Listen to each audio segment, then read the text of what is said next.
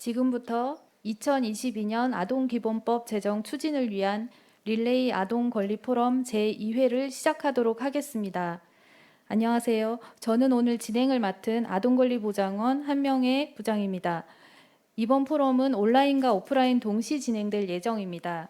최근 코로나 상황으로 인해 최소한의 인원만 모시고 포럼을 진행하게 된 점 양해 부탁드립니다. 현재 아동권리보장원 유튜브 채널에서 누구나 시청이 가능합니다. 오늘 이 자리는 아동을 권리 주체로 존중하는 사회를 위한 기본법 제정을 위해 마련되었습니다. 본 포럼에 참여하는 모든 분들에게 뜻깊은 자리가 되기를 희망합니다. 먼저 국민의례가 있겠습니다. 모두 자리에서 일어나 주시기 바랍니다. 국기에 대하여 경례.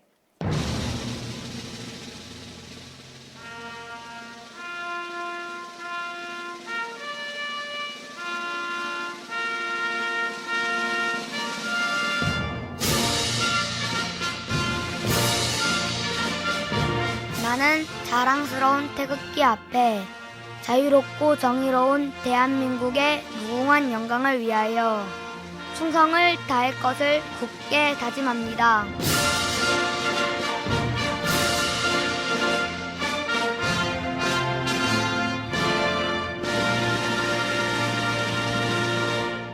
바로 모두 자리에 착석해 주시기 바랍니다. 그럼 포럼 진행에 앞서 아동권리보장원 김혜선 부원장님의 괴사가 있겠습니다.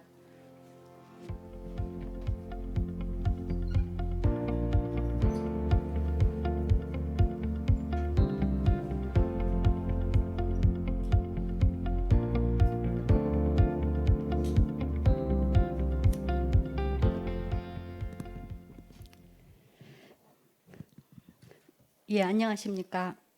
아동을 권리주체로 존중하는 사회를 위한 아동기본법 제정 두 번째 아동권리포럼에 참석해 주신 내빈 여러분과 온라인을 통해 함께 하고 계신 시청자 여러분 반갑습니다.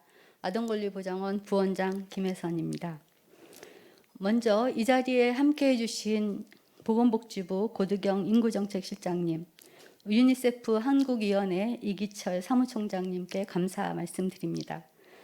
오늘 발제를 맡아주시는 김주영 교수님, 손정우 교수님, 토론에 참여해 주시는 김현수 교수님, 이문수 센터장님, 이미진 연구위원님, 김지연 과장님, 그리고 자장으로 참여해 주시는 신희진 교수님, 그리고 관계자 여러분 모두에게 감사의 말씀을 드립니다. 아동기본법 제정을 위한 오늘의 포럼 주제는 미래 세대 보호를 위한 아동 건강권 보장 강화입니다.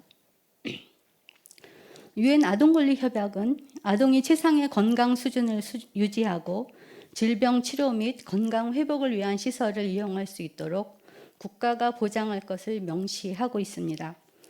유엔 아동권리위원회는 제56차 대한민국 국가보고서 심의 결과에서 보육, 교육 환경의 실내 공기의 질, 그리고 유해물질 관리, 경제적 취약계층 아동 및 이주 아동의 국민건강보험의 보장, 아동의 정신건강 증진을 위한 노력 강화 등에 대해서 구체적으로 권고한 바 있습니다. 그동안 우리나라는 세계적으로 인정받는 훌륭한 보건의료 체계 속에서 아동정책 기본계획, 그리고 포용적 아동국가 정책 등을 통해서 아동의 의료보장을 지속적으로 확대를 해왔고, 특히 유엔의 권고사항을 이행하기 위해서 아동의 활동 공간의 환경 안전관리 강화, 생애 초기 건강관리 사업의 증진, 아동 청소년 정신건강 증진 사업 등 다양한 정책을 시행하고 있습니다. 그러나 아동 권리의 관점에서 보면 여전히 보완해야 될 여러 가지 부분들이 있습니다. 의료 절차에서 아동에 대한 의료 행위에 대해서 당사자인 아동이 견해를 표현하는 것은 반드시 존중되어야 할 요소입니다. 아동은 자기 신체에 대한 치료에 대해서 눈높이에 맞는 설명을 들어야 하고 결정에 스스로 참여할 수 있어야 하고, 이러한 모든 것들은 진료 과정에서 보장되어야 합니다. 아동이라면 어떠한 경제적 상황에 놓여 있더라도 누구든지 적절한 치료의 기회를 가져야 하고 장애가 있는 경우에도 필요한 지원을 받아야 합니다. 이러한 권리 보장은 부모의 결정을 넘어서서 국가의 중요한 의무가 되어야 한다고 생각합니다. 또한 청소년 사망 원인의 주요 사유가 되고 있는 청소년 자살, 학대 피해, 과도한 학업 스트레스로 인한 아동의 낮은 행복감 지수 등 아동의 정신건강 문제를 이제는 더 이상 자시하지 않고 정말로 심각하게 받아들이고 보다 적극적인 대책을 마련해야 합니다. 오늘 포럼에서는 우리나라 아동건강 분야에서 오랜 기간 임상과 연구를 해오신 전문가 분들을 한자리에 모셨습니다.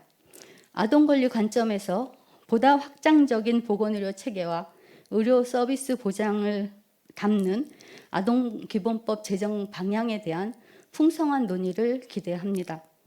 아동권리보장원은 아동의 건강권 보장을 위한 국가 책무 이행의 필요성을 오늘 이 자리를 빌어서 다시금 되새기고 오늘 논의된 사항들이 아동기본법 제정에 반영되도록 최선을 다하겠습니다. 아동기본법 제정을 위한 릴레이 아동권리 포럼 마지막까지 적극적인 관심과 참여를 부탁드립니다. 다시 한번 참석해 주신 모든 분들께 감사드립니다. 감사합니다.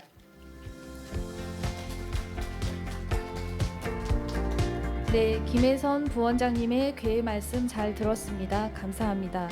이어서 보건복지부 인구정책실 고드경 실장님의 환영의 말씀이 있겠습니다.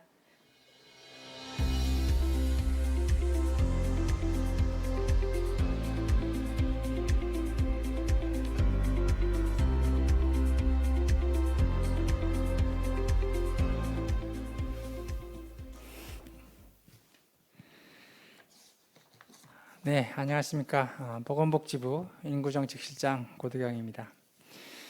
우선 바쁘신 와중에도 포럼에 참석해 주신 이기철 유니세프 한국위원회 사무총장님, 그리고 발표와 토론을 위해 참석해 주신 전문가 여러분, 그리고 이 행사를 준비해 주신 그 보장원 김혜선 부원장님을 비롯한 보장원 여러분께 감사의 말씀드립니다. 특히 오늘 주제의 당사자이신 아동과 청소년 여러분도 환영합니다. 오늘 아동기본법 제정을 위한 제2회 아동권리 포럼에 여러분과 함께하게 되어 매우 뜻깊게 생각을 합니다. 오늘 포럼의 주제는 미래 세대 보호를 위한 아동 건강권 보장입니다.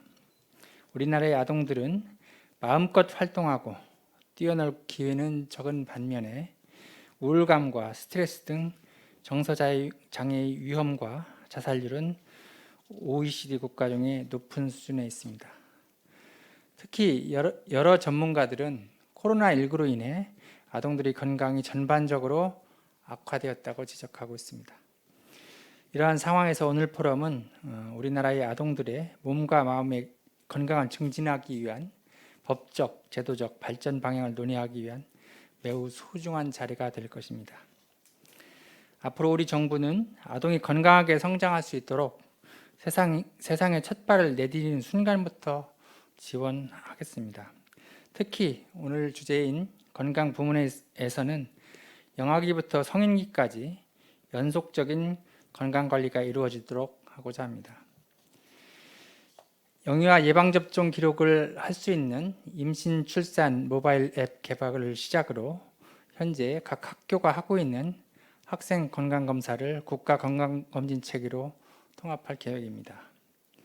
또한 간호사 등 전문 인력이 가정을 방문하여 산모와 아동에게 건강 상담 등 서비스를 제공하는 생애 초기 건강관리 사업을 전국적으로 확대해 나가고자 합니다. 아동 연령별 맞춤형 교육, 상담, 진료를 지원하는 가칭 아동건강길라잡이 시범사업도 국정과제에 포함하여 도입을 검토 중에 있습니다. 지역 정신건강복지센터와 학교와의 연계를 통한 아동 청소년 정신건강 증진 서비스도 강화 방안을 모색하겠습니다. 무엇보다 오늘 논의할 아동기본법에 아동이 건강을 누릴 권리를 규정하고 이를 위한 국가의 책무도 규정하고자 합니다. 우리의 미래인 아동 한 명 한 명이 모두 건강하고 행복하게 성장할 수 있도록 앞으로 많은 관심과 협조를 부탁드립니다. 다시 한번 오늘 포럼에 참석해 주신 내외 귀빈 여러분, 그리고 아동 당사자 여러분, 그리고 전문가 여러분께 감사드리며 오늘 포럼이 아동정책 발전의 또 하나의 계기가 되는 토론의 장이 되기를 희망합니다. 감사합니다.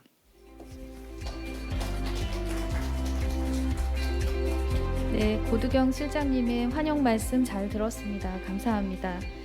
이어서 유니세프 한국위원회 이기철 사무총장님의 축사 말씀이 있겠습니다.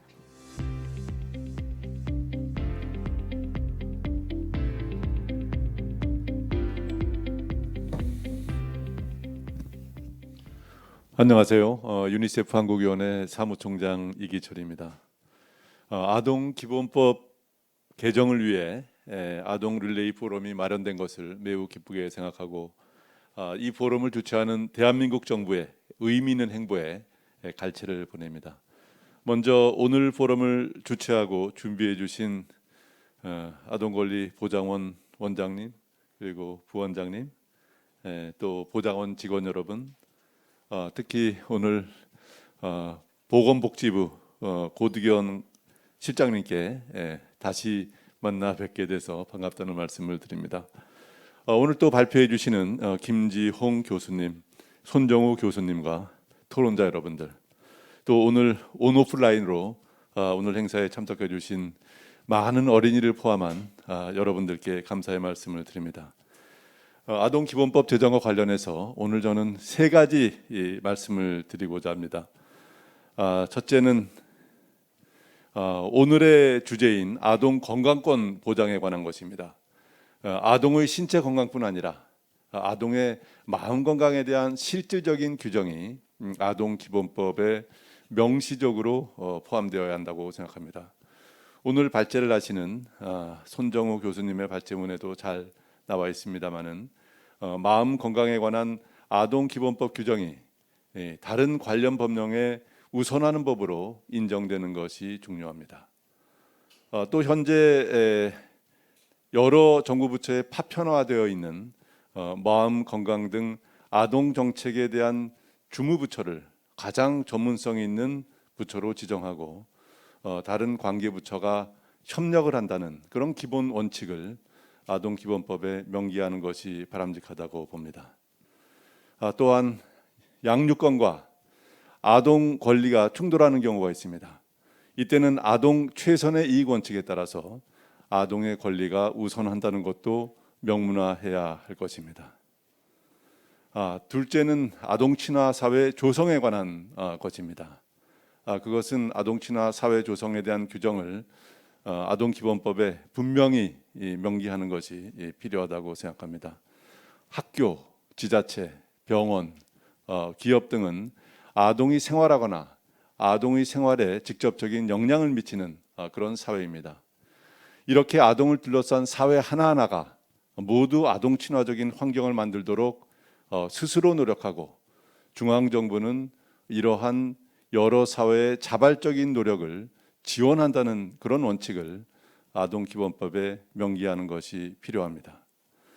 유니세프는 한국을 포함한 많은 나라에서 아동친화 사회 조성을 추진해 왔습니다.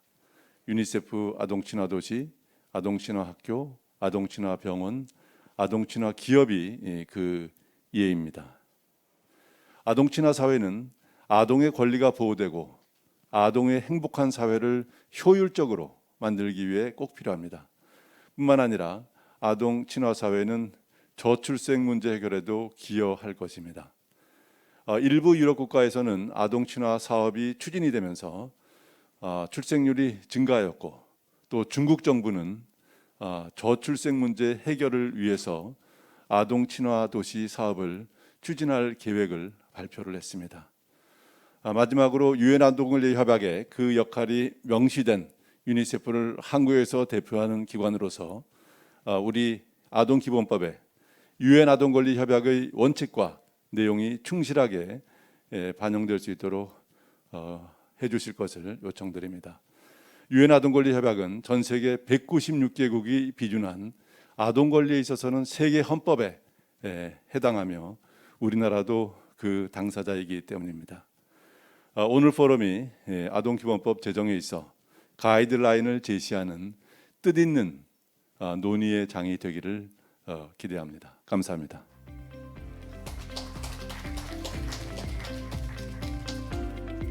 네, 축하 인사 말씀 주신 이기철 사무총장님 감사합니다. 다음으로 이 자리에 어렵게 모여주신 참석자분들과 함께 먼저 사진 촬영을 하겠습니다. 참석해주신 내빈분들과 토론회 참석자께서는 무대 위로 올라와 주시기 바랍니다.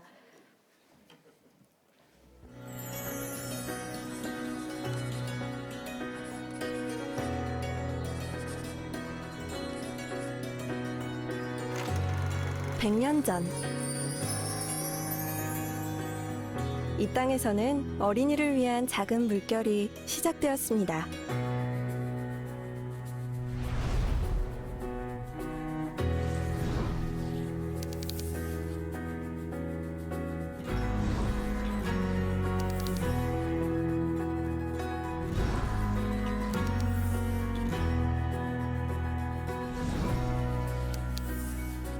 아동이 마땅히 누려야 할 권리를 위해 대한민국은 한 걸음씩 발전해 왔습니다.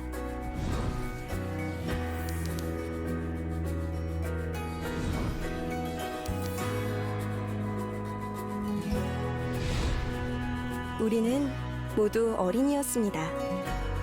내가 원하는 방법으로 노는 게 가장 즐겁고 나를 존중해주는 누군가로부터 행복을 느끼고 칭찬을 받으면 으쓱해지면서 몸과 마음이 건강하도록 안아주면 그 마음이 느껴지는 우리는 모두 어린이였습니다. 시대와 환경과 상관없이 어린이는 우리의 희망이고 꿈입니다.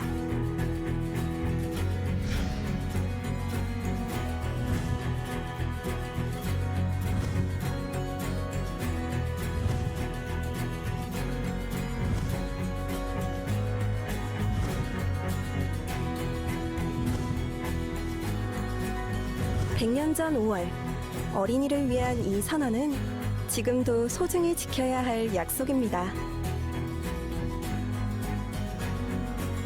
아동은 존중받고 차별받지 않아야 합니다. 또한 보호받으며 건강하게 자랄 수 있어야 합니다. 아동에게 영향을 주는 결정에 아동이 자유롭게 의견을 말할 수 있어야 합니다. 100회 어린이날, 지난 100년처럼 앞으로의 100년도 모든 아동이 존중받는 대한민국을 함께 만들어 갑시다. 아동이 존중받는 나라, 아동이 행복한 나라. 보건복지부 아동권리보장원. 감사합니다. 다음으로 주제 발표가 있겠습니다. 첫 번째로 생애주기 아동 청소년 건강 증진 사업에 대해 대한소아청소년과학회 이사장이시자 강남 세브란스 병원 소아청소년과 김지용 교수님께서 발표해 주시겠습니다. 네, 안녕하십니까. 이번에 첫 번째 발제를 맡게 된 대한소아청소년과학회 이사장으로 있는 김지홍입니다.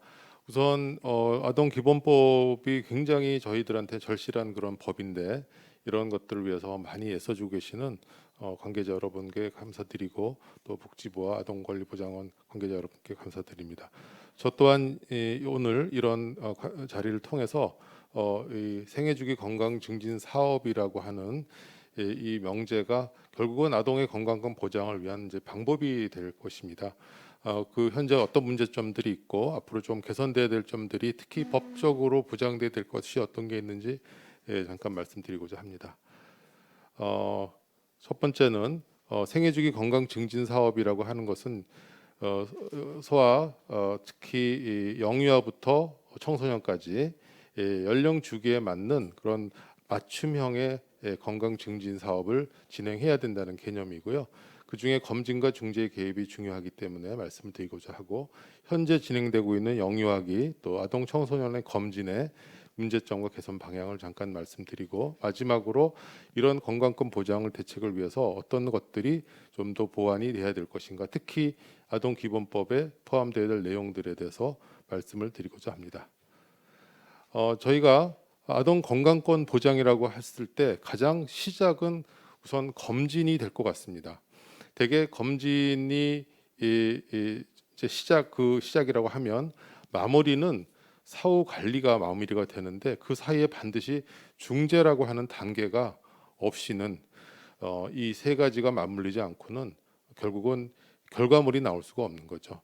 건강한 성인기로 접어들게 할 수 있는 그런 소아청소년의 건강을 보장하는 데는, 예전에는 부모가 모든 책임을 무한 책임을 졌지만 이제는 부모가 국가와 함께 양육하는 시대가 됐고, 거기에 반드시 이런 건강에 대한 전문적인 관리를 해줄 수 있는 주치 개념이 반드시 들어가야 되겠다 하는 것이 오늘 말씀드리는 것이고요. 그래서 걱정 없이 낳고 또 안심하면서 키울 수 있는 소아청소년 건강의 국가 책임제를 완성시키기 위한 그런 목표로 건강권 보장의 기본 그런 바탕들이 마련돼야 될 것이라고 생각을 합니다. 첫 번째, 중재 개입의 중요성에 대해서 잠깐 말씀을 드리겠습니다. 저희가 지금 아이가 이제 출생을 하면 영유아기부터 학교 들어가기 전 학령 전기, 또 초등학생, 중학생, 고등학생, 이런 어떤 그런 계기가 있습니다. 그래서 이런 계기가 있고 연령이 증가되면서 따라서 관리해야 될 항목들이 다 달라지고 관심사가 틀려지고 또 이 그 건강에 대한 어떤 그런 질환의 개념도 틀려지게 됩니다. 그래서 이 생애 주기별 개입이 필요하지 않느냐 하는 게 이제 개념이 나오게 됐고요. 어른은 굉장히 이런 연령에 대한 변화에 대한 개념이 없기 때문에 사실은 어떤 큰 기본 원칙만 세워놓으면 되겠지만, 소아는 이 연령이라고 하는, 또 발달 단계라고 하는 개념이 하나 더 추가가 돼야지만이 정확한 맞춤형 건강권 보장을 이뤄나갈 수 있을 것 같습니다. 현대 가장 주요 사망 원인이라고 하는 것이 카디오베스큘라, 즉 심혈관 질환이 가장, 예를 들자면 가장 이제 문제가 되고 있고 가장 많습니다. 근데 이 심혈관 질환을 봤을 때 우리나라에서도 마찬가지로 심혈관 질환으로 인한 사망 원인 구성비에서 굉장히 큰 걸 차지하는데, 연구를 보면 이런 것들이 사춘기 때부터 벌써 혈관에 동맥경화 같은 변화가 시작이 되더라. 그래서 란셋 저널에서 발표하기를, 소아 청소년기에 개입을 하는 것이 비용이라든가 여러 가지 면을 봤을 때 가장 효과가 크고 또 그런 비용 대비 효과도 좋더라. 이런 이제 연구 결과가 이미 나온 바가 있습니다. 그래서 개입의 적절한 시기에 개입이 얼마나 중요한가, 이게 어른이 돼서 질환으로 다 굳어지고 어떤 이제 망가지는 일만 남았을 때 개입을 하는 것이 아니고, 망가지기 전에 개입을 해서 예방과 또 중재를 해주는 것이 중요하다는 그런 개념입니다.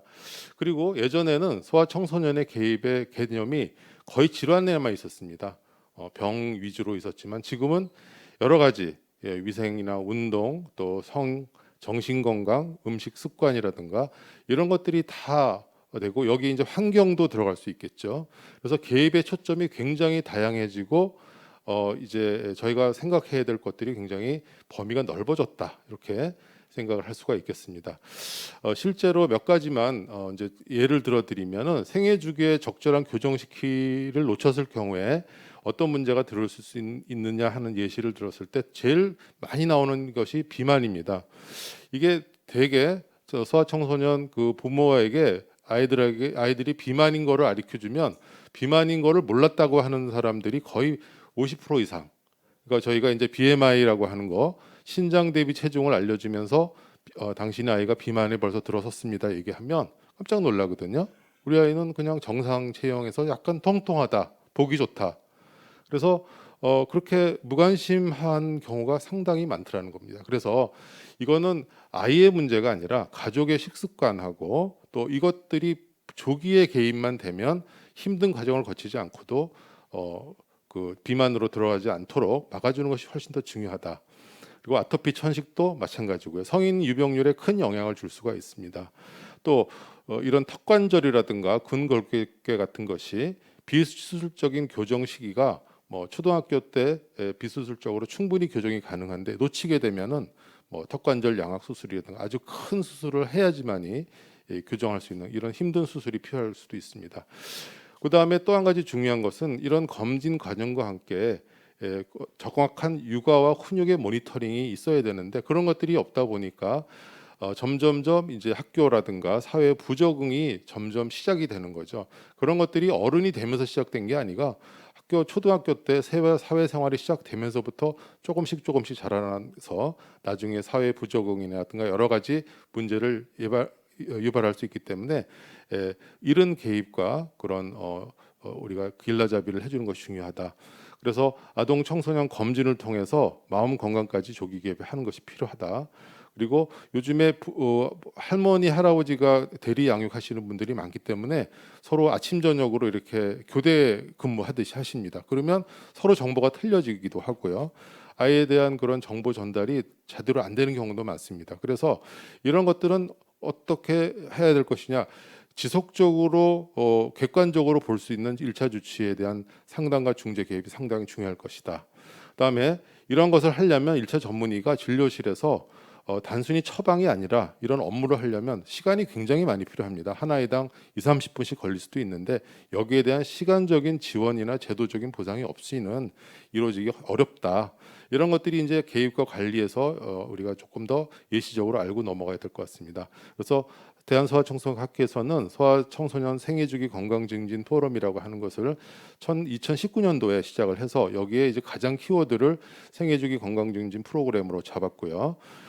그 다음에 3개년 계획으로 해서 건강증진 프로젝트를 이제 했는데 여기에 아까 말씀드렸던 여러 가지 육아 지원이라든가 학교 검진의 일원화, 만성질환 사업, 중증 아동 지원 이런 것들이 이제 생애 주기별로 돼 있고 두 번째는 이러한 것들을 하기 위해서 소아청소년과 1차 주치의가 그런 건강 플래너의 역할을 할 수 있는 개입을 할 수 있는 준비를 해야 되겠다. 그래서 저희가 출산이라 여러 가지 가족의 건강도 지키고 보건 환경에서도 지킴이 역할을 하고 마음 건강도 지킴이 역할을 할 수 있는 역할을 우리가 갖추자. 교육을 받고 더 준비하자는 그런 프로젝트를 준비했었습니다. 이것을 정책에 제안을 드렸고요. 같은 예로.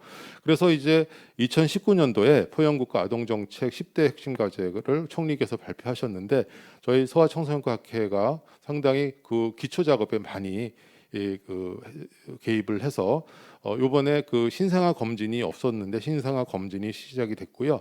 그다음에 학교 건강 검진이 지금 교육부로 떨어져 있는데 어쨌든 주체가 어디가 되던 시행은 동일하게 해야 되지 않겠느냐. 지금 데이터 관리가 되지 않고 있습니다. 그리고 만성질환 관리 사업을 시작하겠다는 이런 것들이 지금 그때 포영국가 때 많이 들어갔고 그때도 굉장히 중요한 키워드 중에 하나가 이런 중재와 개입이 반드시 필요하다. 검진으로 끝나서는 안 된다는 것이 이제 됐었고요. 여기서 보면 검진과 사후 관리 연계를 위한 조기 개입이라는 것이 그때도 핵심 키워드로 나온 바가 있습니다. 그리고 또 국가건강검진 종합계획에서도 지금 보시면 아동 청소년 건강검진의 표준화와 건강관리 체제 개선인데 여기 보시면 소아청소년에서만 유독이 아동청소년에는 여러 부서가 걸려 있습니다. 복지부, 교육부, 여가부, 학교 밖 청소년 여가부거든요. 그다음에 질병관리청, 건보공단. 그래서 이런 것들이 굉장히 너무 관리가 이제 여러 부서에서 하기 때문에 일원화하고 또 통일해야 되겠다 하는 게 이제 국가검진 계획이 있습니다. 그래서 학교에서 학교 검진을 국가건강보험공단 쪽으로 일원화하자는 그런 이제 계획이 있고요. 2025년까지 계획에 포함이 돼 있는 걸로 확인이 돼 있습니다. 그리고 그래서 지금 현재 생애주기 건강관리 시스템이 어떤 것들이 좀 문제점이냐 하고 한번 다시 짚어보면 목표 질환의 조정이 좀 부족한 것 같습니다. 예전에 정말 아주 오래전에 성인 위주로 만들어진 그런 목표 질환 개입을 해야 되는 질환에 대한 대상이 계속 리니얼이 잘 되지 않고 업데이트가 잘 안 되고 있다. 그다음에 목표 질환에 대해서 검진을 시행을 하되 중재와 개입은 별로 의무화가 안 돼 있다. 그게 지금 가장 큰 문제점입니다. 그다음에 검진 기간이 굉장히 제한적이고 거의 대부분 사후 관리 체계는 보호자한테 일임하는. 그러니까 보호자가 만약에 좀 방임을 한다든가 하게 되면 어떤 대책이 안 서는 그런 상황으로 갈 수도 있는 지금 현실입니다.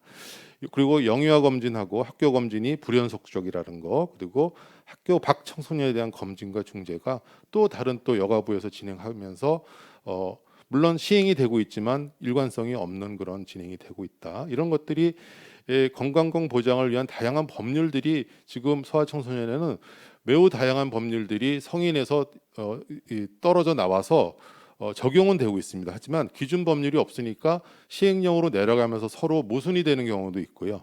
또 그래서 지금 응급의학법도 보면 소아청소년 관련된 게 없어서 이번에 개정을 해가지고 소아청소년 구절이 이제 추가가 되는 거죠. 그거는 뭐 새로 만드는 거 아니고 개정인데요.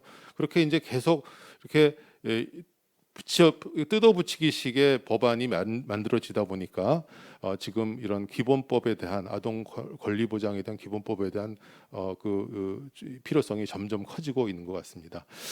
그리고 간단하게 영유아 검진의 문제점을 잠깐 보시면 지금 국가검진 체계에서 오른쪽에 보시면은 영유아 검진이 5세까지 돼 있고요. 학동기가 이제 학생 검진입니다. 근데 이게 이제 학교와 여기 교육부고 이쪽은 이제 복지부로 돼 있고요.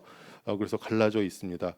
그래서 지금 보면 법적 근거는 굉장히 여러 가지 법들, 건강검진기본법이라든가 또 국민건강보험법 뭐 이렇게 여러 가지 법적 근거가 있기는 하지만 이것에 대한 기본적인 그런 법률 근거가 부족하기 때문에 이런 것들이 사업 주체를 모으고 할 때도 굉장히 시간이 많이 걸리는 것 같습니다. 그래서 이번에 이제 신생아 검진이 추가가 돼서 지금 영유아 검진은 그래도 상당히 잘 진행이 되고 있고 영유아 검진에도 중재 개입을 위한 여러 가지 교육들이 이제 들어가는 있습니다. 근데 지금 보면 미수검률이 굉장히 높게 나타나고 있는데요. 영유아 검진은 보험 가입자가 한 30%, 26.9% 미수검을 하고 있고 의료 급여 수급자니까 본인 부담이 전혀 없는데도 불구하고 미수검률이 오히려 더 높습니다. 32.8%로. 그래서 이런 미수검률이 거의 한 30%에 육박하는 미수검률. 10명 중에 3명은 지금 영유아 검진을 안 받고 있는 거거든요. 그러면 이제 거기서 나타난 여러 가지 문제점들이 누락되고 있다라고 생각하시면 되고 이유를 좀 살펴보면 이 검진 항목들이 이제 굉장히 낮은 검진 비용이 됐기 때문에 시간 할애가 잘 되지 않고 부모들은 또 신체 진찰과 단순 검사만 하기 때문에 교육 시간의 부족에 대한 그런 불만도 있고요. 그리고 이제 이 수검의 동료가 필요한데 이런 동료를 할 수 있는 것이 단순히 지금 여러 가지 방법으로 알려드리는 건 있습니다. 그래서 뭐 수검 시기가 됐다고 알려드리고 하지만 이거를 조금 더 강제라기보다는 좀 더 우리가 법적인 보완으로서 관리를 강화할 수 있는 법적인 기반이 좀 필요하지 않을까 생각을 하고 있고요. 국가검진 체계가 연속으로 되려면 어쨌든 한 기관에서 공단 검진으로 통합을 해서 진행하는 것이 필요한데 이런 것들도 법적인 보완이 이제 기본적으로 지원이 되게 되겠다 하는 게 영유아 검진에서의 조금 문제점이고요. 학교 검진은 지금 교육부에서 시행을 하고 있는데 51년도부터 시행을 해오긴 했지만 여기는 이제 학교 보건법이 주로 돼 있고요. 그래서 보시면은 검진 주기는 3년으로 되어 있습니다. 초등학교 1학년, 초등학교 4학년, 중학교 1학년, 고등학교 1학년 4번을 하고 있는데 주기도 너무 긴 것 같습니다. 그래서 이런 중재 개입을 하기에는 3년이라는 시간은 너무 좀 길지 않나 하는 생각을 해서 한 2년 정도라도 최소한 줄여야 되지 않나 하는 생각을 하고 있고 지금 보시면은 여기에 이렇게 항목은 있습니다. 신체 계측에 대한 항목이 쭉 있고 검사가 있지만은 그 외에 상담이라든가 중재에 대한 사항은 거의 없습니다. 2005년에 만들어진 체계를 그대로 성인 기준으로 하고 있어서 이제 조금 더 개선의 여지가 있고요. 영유아부터 학생 건강 검진까지 학교 밖까지 일어날 필요가 있다고 생각이 됩니다. 개선 방향은 이 계속 말씀드리지만 생활 습관에 개입해서 중재할 수 있는 방향으로 개편이 돼야 되고 1차 의료기관을 활용해 이 중재나 개입이 되는 것이 결국은 1차 주치의가 해주지 않으면 영유아 검진에는 지금 그게 가능한 것이 뭐냐면 영유아 검진은 무조건 1차 검진, 1차 주치의가 합니다. 그러니까 검진을 하면서 나타나는 문제들을 그때그때 그래도 찾아주는데 그래도 시간이 부족한데 지금 이 학교 검진 같은 경우에는 1차 병원에서 하는 경우도 있지만 그냥 검진 기관들 그런 그 대형 기관들에서 하는 경우도 있고요. 그래서 그런 경우는 거의 그 주치의에 개입을 할 수 있는 계기조차가 없습니다. 그다음에 이제 서로 주무부처가 다르다 보니까 그래서 지금 그것을 통일하는 작업을 아마 복지부에서도 하고 계시는 걸로 알고 있습니다.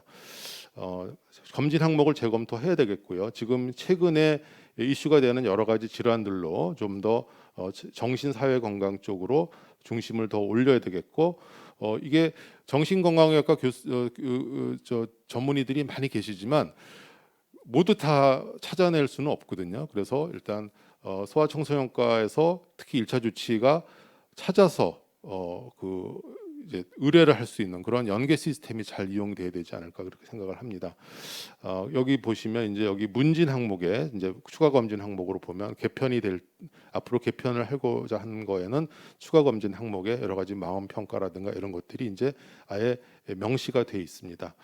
그래서 이런 기본적인 법률을 만들기 위해서 김혜지 의원께서 한번 이제 복지부로 좀 옮겨서 하자고 하셨는데 일단은 이게 반려가 됐습니다. 그래서 여러 가지 이제 예산 문제도 있고 하기 때문에 반려가 됐는데 어쨌든 검진을 시행하는 주체는 공단에서 통일하는 것이 맞겠다. 그래서 지금 추진을 되고 있습니다.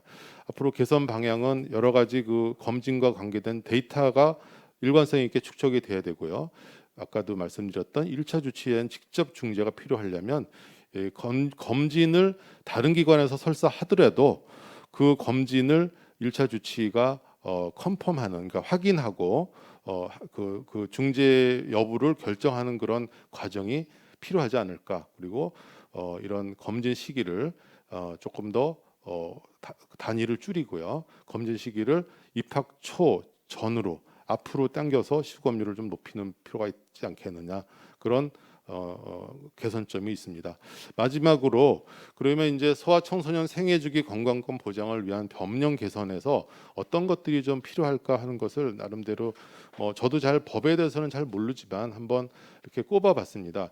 지금 현행 생애주기 건강권의 보호가 기초가 되는 영유아 및 아동 청소년 검진 관련 법령은 사실은 보시면 목적에 따라서 굉장히 많은 법안에서 구절구절을 따서 와서 거기서 해당되는 것만 쓰고 있습니다. 그래서 이렇게 흩어진 법령들의 조각이 이게 흩어져 있다 보니까 그거를 이제 배치가 되거나 혹은 그것들에 대해서 더 시행령을 더 자세하게 만들고자 할 때 근거가 없게 됩니다. 그래서 이런 근거가 되는 모법에 해당되는 그런 근거법이 있어야 되겠다. 그래서 반드시 이 건강권 보장을 위해서도 다른 권리도 마찬가지지만 그 파트의 하나로서 건강권을 위해서도 아동기본법의 신설은 반드시 필요할 것이다라는 생각을 하고 있고요. 아동기본법은 이제 다른 법령 지금 보건 관련해서 상위 법령들의 상위법 개념으로 이런 조정이 가능할 수 있는 그런 역할을 해야 될 것이다 하는 게 필요할 것 같고요. 그다음에 이제 이 아동기본법의 근본적인 취지에 건강권 보장을 하고 국가가 건강 증진을 책임진다는 그런 개념이 반드시 들어가야 될 것 같고요. 그리고 이 수립에 대한 총론적인 사항, 그러니까 성장, 발달, 복지를 통합하는 건강 증진 계획 수립에 대한 총론적인 사항이 이 법에 포함이 돼야 될 것 같습니다.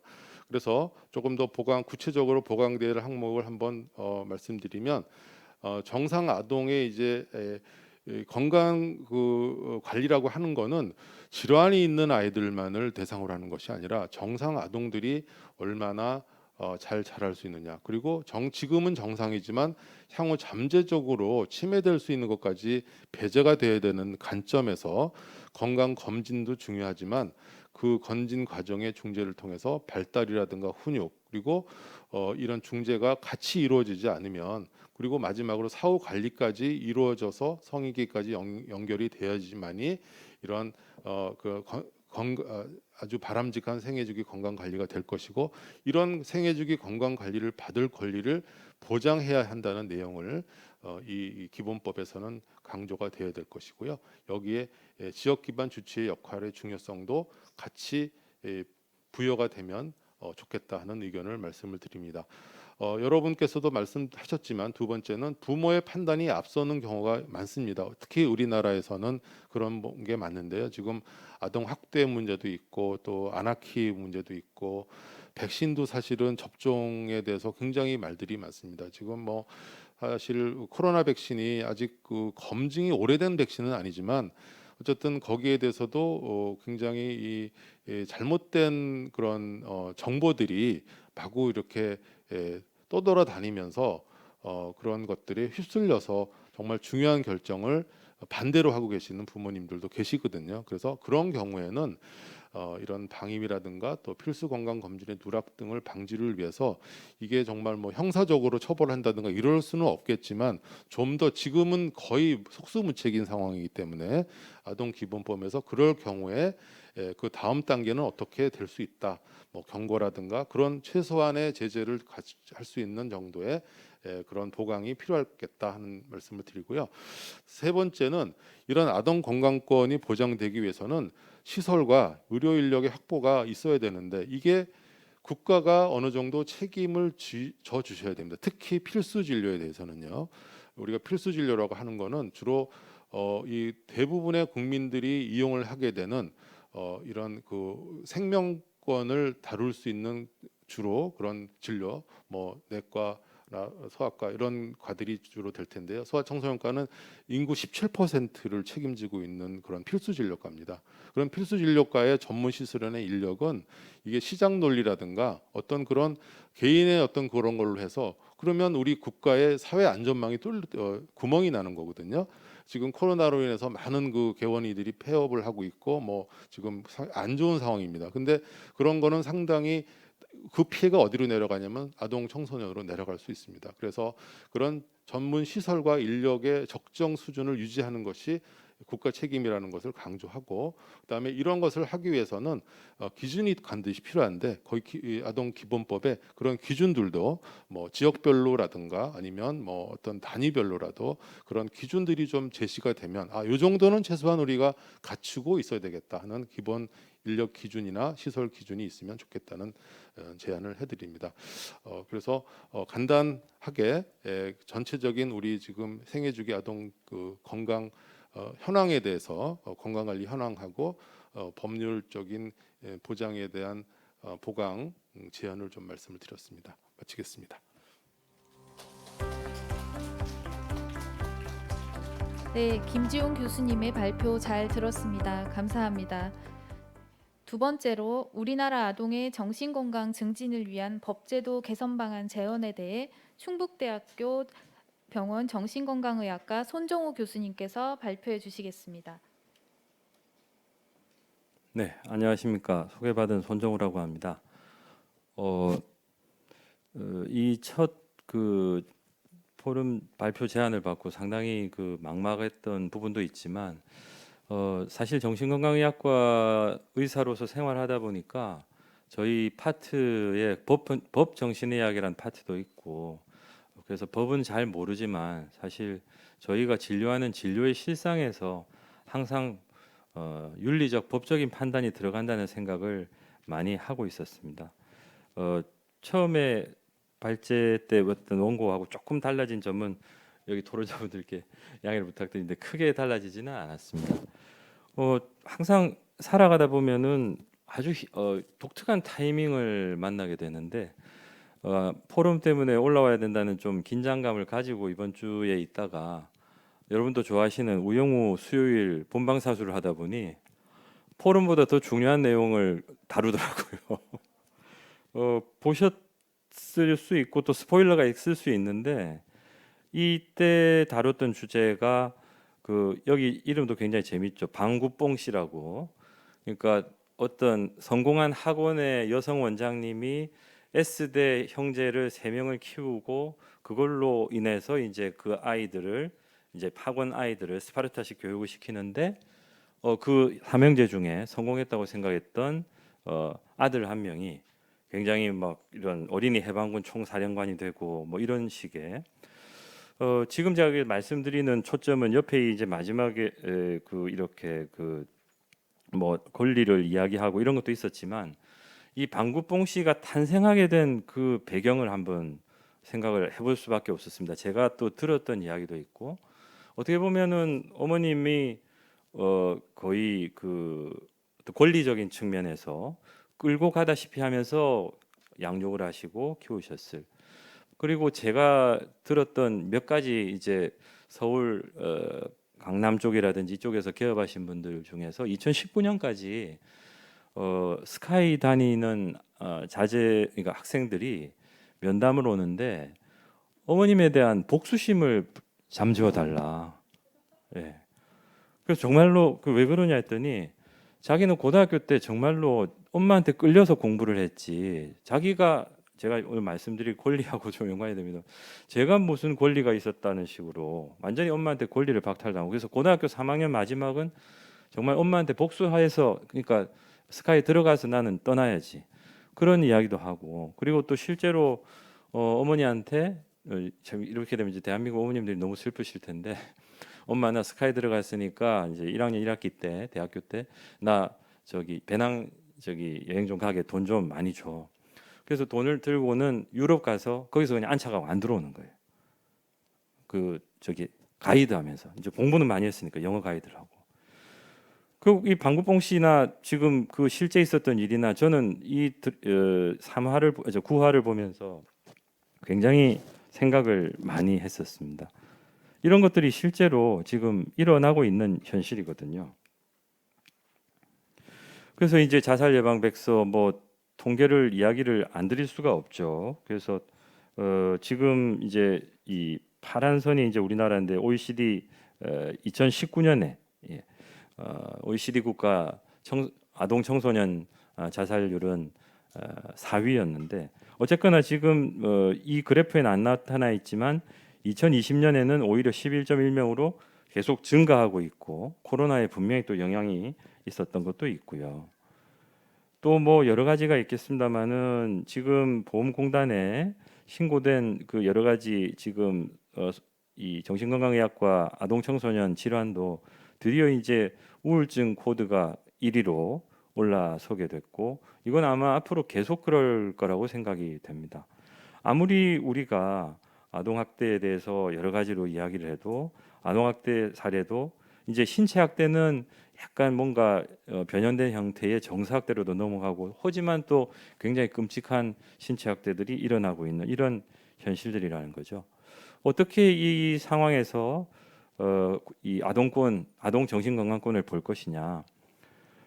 우리나라 정신건강에 관한 여러 가지 법안들이 열 몇 가지가 있고 그 중에서 실질적인 사업과 연관되는 것은 역시 교육부의 학교보건법 2조 2항이라든지 또 초중등교육법 시행령이라든지 이런 걸로 이제 학생 정신건강 지원센터 사업, 위 프로젝트 사업 그리고 이제 정행특위라고 많이 들어보셨겠지만 초등학교 1학년, 4학년, 중학교 1학년, 고등학교 1학년 이 정신건강 스크리닝 테스트라든지 그리고 이제 그 보건복지부로 또 넘어오면은 보건복지부는 이제 전국에 241개소의 정신보건센터가 있습니다. 정신건강복지센터가 있지만 이 중에서 아직도 아동 청소년에 특화된 곳은 이제 4군데밖에 없죠. 나머지는 기초정신건강복지센터 내에 정신건강 증진 사업 팀이 이제 존재를 하고 그 팀의 평균 뭐 지방 같은 경우는 1명 내지 2명이 실제로 일을 하고 있는 상황이고 여성가족부는 좀 다양하게 또 청소년 쪽이 있긴 합니다만은 이렇게 뭔가 각 파트에서 정부 부처별로 이루어지는 일들이 뭔가 이렇게 통일성 있게 진행되지 못하는 그런 경우들도 있고, 그래서 제가 있는 충북 청주만 하더라도 늘 자주 모이기는 합니다. 근데 자주 모이기는 하는데 때로는 또 참 이 사각에 있는 아이들도 나오고요. 그래서 결국 그런 것들은 서비스 제공의 효율성 측면에서 굉장히 어렵죠. 제가 외래에다가 우리나라 청소년의 법적 기준을 이렇게 붙여가지고 이렇게 옆에다가 이렇게 살짝 붙여놨어요. 그래서 틈나면은 얘는 여기에 해당되나? 왜냐하면 이제 학대라든지 특히 뭐 만 18세, 19세 이럴 때 보면은 어디다 어떻게 적용해야 될지. 근데 제가 그 붙여놔서 좀 창피했는데 알고 봤더니 우리 병원 변호사님도 그거 붙여놓고 보시더라고요. 그러니까 이게 안 되는 겁니다. 정말로 이 각 부서별로 어떤 그 통일성이 있는 내용이 나와야만 어떤 미래의 비전을 가질 수가 있겠고, 그리고 늘 생각하는 건데 우리가 자꾸 이 아동을 정신건강 서비스의 돌봄의 대상자, 케어는 굉장히 중요하죠. 케어링이라는 것 자체는 굉장히 중요한데 이 수혜의 대상자라든지 돌봄의 대상자로 계속 보다 보니까 제가 저번 1차 포럼 자료를 보고 굉장히 많은 걸 배웠는데, 그때 백은희 연구원님 발제에서 결국 이 책임 있는 대리자, 프록시가 중요하긴 한데 생각해 보면 이 책임 있는 대리자는 결국 미래 세대인 아동에 대해서 이제 입법을 하면서 해야 되는데, 실제로 그 책임 있는 대리자는 성인 중심의 현재 세대가 입법을 이제 추진하고 있으니까 실제 사실 그 아이들의 실질적인 니드를 담기가 굉장히 어려운 어떤 뭐 그런 상태. 우리나라 또 자선자 토론자께서는 헌법에서 아동을 주체적인 기본 보장의 대상으로 명시하지 못한 점도 명쾌히 지적해 주셨고, 그래서 저희들은 특히 소아정신과 의사들은 이제 컨설팅 자문을 많이 나가는데, 자문 나가면은 가장 부모 설득이 어려운 부모를 만나고 항상 실패해서 돌아옵니다. 그러니까 학교 입장에서도 이분을 치료를 받게 좀 설득을 해달라 가면은 일단 50%는 안 오죠. 그러고 와도 한참 들으신 다음에 한두 달 전에는 위센터 갔다가 부모한테 멱살 잡힐 뻔도 했습니다. 사실은. 예. 가만히 듣고는 나가셨다가 제가 나가는데 저를 확 공격을 하시더라고요. 그래서 이제 위센터 측에 좀 보호 시설도 좀 요청도 하고 했었는데, 아무튼 우리나라 이 특히 정신 건강에서 이 친권이라는 게 갖는 어떤 그 큰 부분을 어떻게 해결할 것이냐. 그래서 이제 고민하고 그러다가 조금 새로운 시각으로 봐야 되지 않을까. 여기 있는 이분은 데니엘 웨그너라고 해서 이제 지금은 사망하신 분인데, 어떻게 보면은 저도 이제 조금 이렇게 이런 뭐 몇 가지 고민을 좀 하면서 살아왔지만은, 이제 어떻게 보면은 이제 그 본질주의, 실제주의, 그러니까 이런 것들이 불변하지 않는다 이런 관점이 있다면은, 그게 아니라 우리가 바라보는 관점에 따라서 지각하는 지각에 따라서 그 존재의 속성이 이제 만들어지는. 그래서 이분은 마음은 지각될 때 존재한다라는 이제 유명한 말씀을 나누셨고요. 그래서 이 그림이 참 재밌는 건데, 여기 지금 제가 화살표에 이쪽은 뭐냐면 이제 일반 우리 남녀 성인들입니다. 그리고 여러 스타디를 했더니, 그러니까 예를 들면은 이 그림에서 로봇 같은 경우에가 로봇이 마음이 있다고 할 때는 어떤 속성으로 저게 마음이 있다고 느끼느냐 이런 거죠. 이 사람은 요거는 이제 식물인간인데, 식물인간이 마음이 있다고 할 때는 우리는 어떤 속성으로 보느냐. 그랬더니 크게 두 가지의 축으로 본다는 거예요. 결국 우리가 어떤 존재를 마음 있는 존재로 지각할 때는 이 상처받기 쉬운 감수자, 정말 저 사람은 정말 아플 거야. 그래서 vulnerable feeler라고 이야기를 하고, 또 다른 한쪽은 뭔가 생각해서 뭔가 큰 행위를 하는 행위를 할 수 있는 주체, 행위자. 이 재밌는 게 이 연구에서 참 재밌는 게 이 손이 모여 있는 이게 뭐냐면은 이게 God, 신이에요.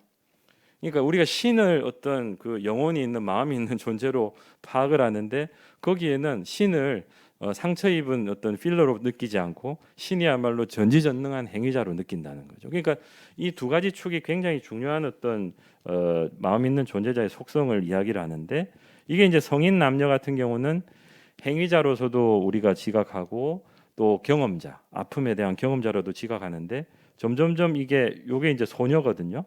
여성 청소년이면은 이제 행위자로서의 존재 느낌은 이제 점점 줄어드는 거죠. 그리고 제가 동그라미 친 영유아로 오면은 이제 vulnerable feeler로만 우리가 자꾸 지각하게 되는. 그래서 아이가 은연중에 어릴수록 행위자가 아닌 느끼는 경험자로만 생각해 왔던 게 사실입니다. 근데 최근 유아 관련 연구는 이것도 뭐 최근이라기보다도 약 한 2006년 7년 이때 나왔던 연구인데 이게 이제 그 아이에게 이게 이제 만 5개월하고 만 7개월 이 두 아이들을 이제 유아들을 비교를 했습니다. 그래서 이 초록색 그래프는 뭐냐면은 그 아이들의 그 다리를 비춰 가지고 여기 사진 있습니다만은 자기 사진이 실시간 라이브로 이렇게 움직이는 걸 보여주게 만들었고 그 다음에 그때 이제 주시 시간인 거죠. 초록색 그래프는. 그 다음에 파란색 그래프는 딜레이 시켜서 그러니까 예를 들면 다리가 한 5초 정도 지난 다음에 움직이는 게 비치도록. 그래서 결국 아시겠지만은 이상하면은 아이들은 더 오래 보거든요. 근데 딱 2개월 차인데 5개월 때는 그 라이브로 직접 움직일 때 하고 딜레이 시켰을 때의 다리에 주시 시간의 차이가 없었는데 7개월이 되니까 주시 시간이 굉장히 달라지는 거예요. 즉 그 아이들이 뭐 언어를 알겠습니까? 뭘 알겠습니까? 2개월 차인데도 불구하고 행위자로서의 자기 개념이 있으니까 그러니까 자기가 움직인 다리는 뭐 좀 익숙하고 좀 딜레이된 다리 움직이면 이상해 이렇게 되는. 즉 이 제가 말씀드리는 거는 우리가 그동안에 영유아를 벌러러블 필러로만 많이 보아왔지만 사실은 연구를 거듭할수록 thinking doer로서 행위자로서의 모습들이 점점 나타나고 있다는 겁니다. 그래서 그런 면에서 보면은 아까 말씀드린 행위자로서의 이 아이 우리가 너무 필러로서의 권리를 이렇게 돌봄으로만 볼 게 아니라 행위자로서의 권리에 아까 책임 있는 대리자 프록시가 우리가 가져야 될 관점이 돼야 되겠고 두 번째는 우리는 순차적으로 부모 때문에 아이가 생겼지 물리적인 시간의 흐름상 부모가 결합해서 근데 사실은 니체의 이 계보학적 인과라는 부분이 있는데요. 두 어른이 있다가 두 어른이 아이를 낳게 되면 그때 그 아이가 존재를 하죠. 거꾸로 그러면 그 아이가 존재한 다음에 그 두 어른은 부모가 되는 겁니다. 즉 그렇게 될 때는 사실 이걸 이제 계보학적인 인과, 물리적 인과가 아닌 계보학적인 인과로 따지게 되면은 아이가 부모의 원인이 되는 거죠. 어떻게 보면 좀 사변적이고 철학적일 수도 있습니다만은 우리는 너무 물리적인 어떤 순서에 의해서 어떤 원인 인과를 갖다 생각해 왔었다. 그래서 존재가 발생해서 지금 이 순간에 나타난 존재가 결국 그 시간적으로는 앞쪽이라고 하더라도 실제로는 개념적으로는 또 하나의 결과를 낳게 되는 그런 것들에서 반드시 어떤 물리학적인 시간으로 부모가 선행이다 이렇게 생각을 하지 않았으면 하는 바람이 듭니다. 그래서 제가 줄근 부분만 보신다면은 책임 있는 대리자 또 국가라든지 이런 사람들은 국가라는 이런 존재는 우리 이 아까 말씀드린 thinking doer도 아이들이 thinking doer도 분명히 된다는 것을 인식해서 반드시 돌봐야만 되고 그래서 안타깝게도 우리 그 어떤 그 TV 같은 데서 이제 모금하고 이럴 때 항상 이렇게 좀 이 안타깝게 아이들 표정을 클로즈업 시킨다든지 이게 vulnerable 필러로서만 우리를 움직이게 만들잖아요. 그러니까 자꾸만 우리는 아이들을 vulnerable 필러로만 인식하는데 그게 아니라 능동적 행위자로 점점 인식을 해야만 결국 이 문제는 해결이 되지 않을까 싶다고 저는 생각을 해보았습니다. 그래서 외국의 제도적 장치들을 조금 이제 본다면은 영국 법 자체를 제가 직접 보지는 못했는데 그 입법조사처 자료를 보니까 여러 법안들이 있습니다. 제가 기본법까지는 찾지는 못했는데, 근데 이제 영국의 어떤 기구의 가장 이 특징이자 장점은 결국 이 CYP-MHS 같은 이 제대로 된 다학제 팀이 구성이 되더라. 그러니까 정신과 전문의, 사회복지사, 심리치료사, 간호사, 보건교사, 아동 전문 상담사, 약물 남용 지도사. 우리나라로 따진다면요, 아동 전문 상담사는 아마 저기 여가부 소속의 상담센터에서 근무하실 거고, 그 다음에 또 이 중에서 또 일부는 또 위센터에 또 근무하실 거고, 정신보건센터에서는 물론 예를 들면 소아정신과 전문의가 센터이신 곳도 있겠지만은 그렇지 않은 곳은 또 전문의는 또 들어가기 어렵고, 결국 이 실질적 다학제 팀이 운영이 되고 있고요. 독일의 법제가 어떻게 보면 우리에게 시사하는 바가 굉장히 큰데, 여기는 이제 기본법에 아동에 대해서 아동 부모의 부양과 교육을 국가 공동체가 감독한다는 조항도 있고, 또 연방 전체의 사회법전에도 보면은 아동과 성장과 발달을 위한 모든 보건복지 사항을 통합 규정을 하고 있고, 그다음에 주에도 주 헌법들이 다 있는데 주 헌법에 예를 들면 작센저 같은 경우도 건강한 정신적 신체적 발달에 대한 모든 아동의 권리를 인정한다, 이런 명문화된 부분들이 있습니다. 스웨덴 같은 경우는 기본법 자체는 제가 찾지는 못했지만은 보건의료 서비스법 같은 데서 아동 파트를 따로 구별하고, 그리고 국가가 아동에 대한 보건의료를 거의 책임지는 이런 것들이 명문화가 되어 있거든요. 그래서 끝으로 제가 우리 아동 기본법에서 결국 반영돼야 될 대전제는, 근데 이제 여기서는 조금 조심스러워지긴 합니다. 왜냐하면은 이 정신건강이라는 용어 자체라든지 관련 내용이 기본법에 이제 반영이 돼야 되는데, 저희 또 정신건강의학과 의사들 입장에서는 저희들은 이제 결국 좀 더 힘들고 어려운 아이들을 또 보다 보면은 이제 치료뿐만 아니라 입원 결정까지도 해야 될 때가 있습니다. 근데 그때 저희들이 매번 고민하게 되는 게 이제 정신건강복지법이랍니다. 쉽게 말씀드리면은 아이의 의사의 반환 입원이라든지 이런 것들을 이제 결정을 해야 되는 상황이 굉장히 독특한 법안이라고도 할 수 있죠. 다른 의료법하고 좀 다르게. 그래서 이 관계를 어떻게 할 것이냐가 이제 하나의 이슈가 되겠고, 그다음에 그럼에도 불구하고 이 정신건강 관련 내용은 아까 말씀드린 여러 법제의 상위법으로서의 규범력이 인정이 돼야 될 텐데, 그런데 역시 정신건강복지법, 그래서 우리 아동복지정책과와 정신보건과 간의 어떤 긴밀한 협조가 상당히 필요한 부분이라고 생각을 합니다.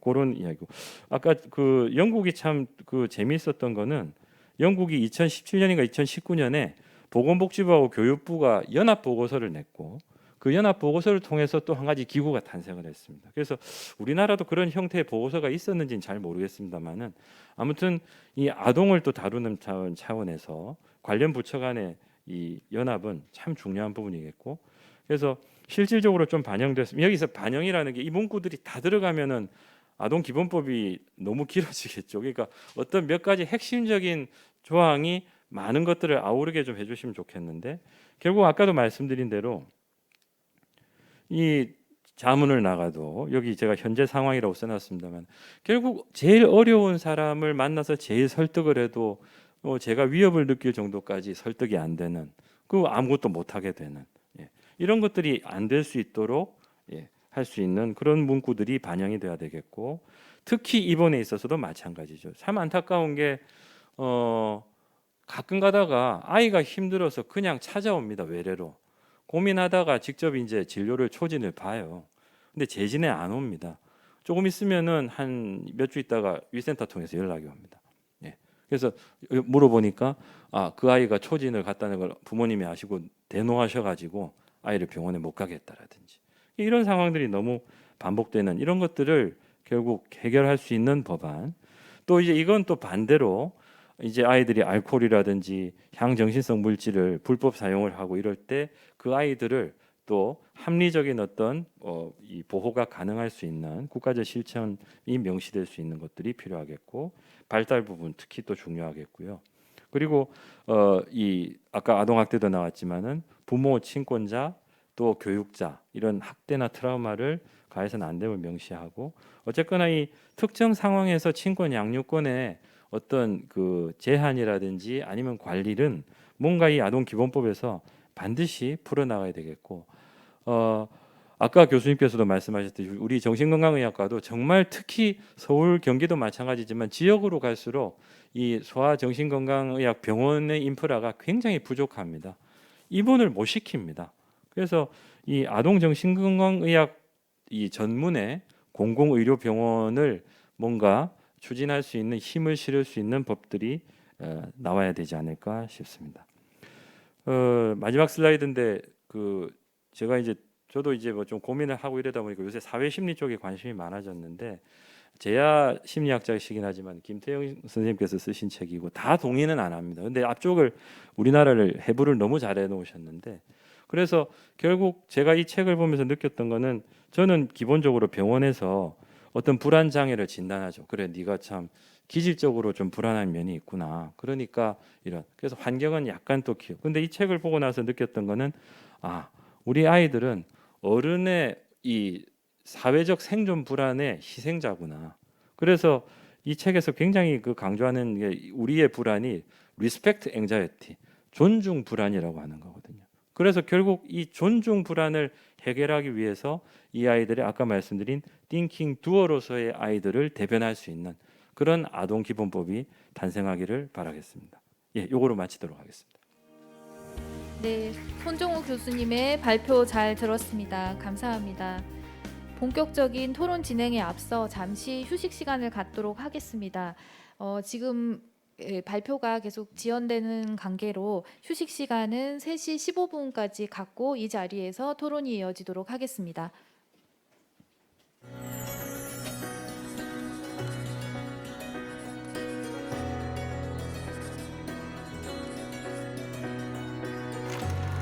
(100년) 전 이 땅에서는 어린이를 위한 작은 물결이 시작되었습니다.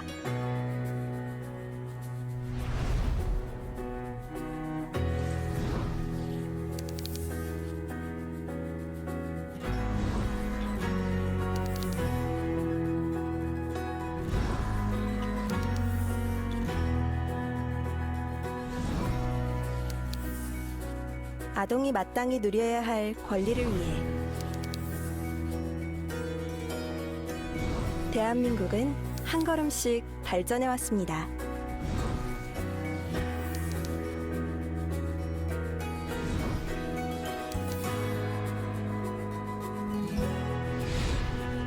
우리는 모두 어린이였습니다. 내가 원하는 방법으로 노는 게 가장 즐겁고 나를 존중해주는 누군가로부터 행복을 느끼고 칭찬을 받으면 으쓱해지면서 몸과 마음이 건강하도록 안아주면 그 마음이 느껴지는 우리는 모두 어린이였습니다. 시대와 환경과 상관없이 어린이는 우리의 희망이고 꿈입니다.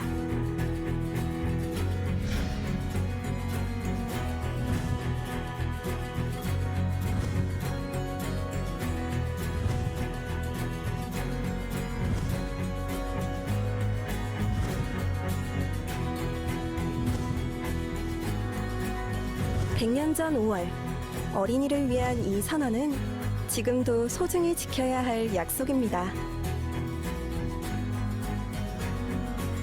아동은 존중받고 차별받지 않아야 합니다. 또한 보호받으며 건강하게 자랄 수 있어야 합니다.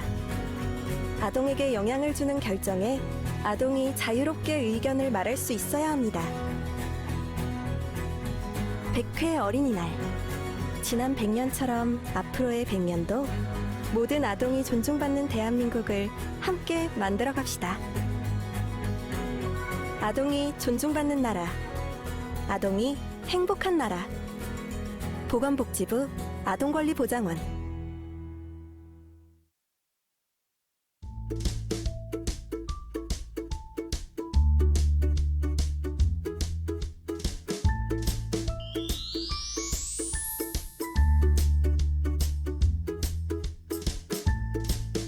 안녕하세요. 아동권리보장원의 아동권리대사 전희수입니다.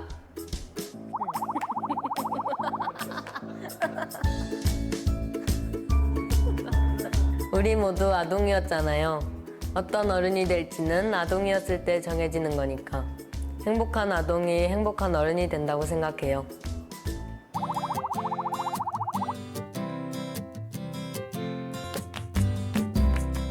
아동의 건강하고 안전한 성장을 위해 전 세계인들이 함께한 약속이 있어요.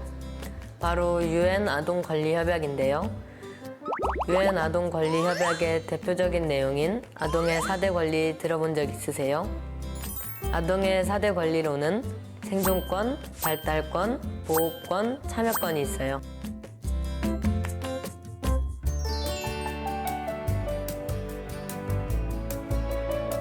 이 그림은 우리 집인데요.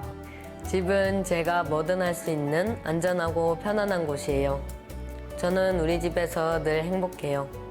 아동은 누구나 좋은 음식을 먹고 몸이 아플 때는 잘 치료받으며 안전한 곳에서 생활하면서 걱정 없이 살 수 있어야 해요.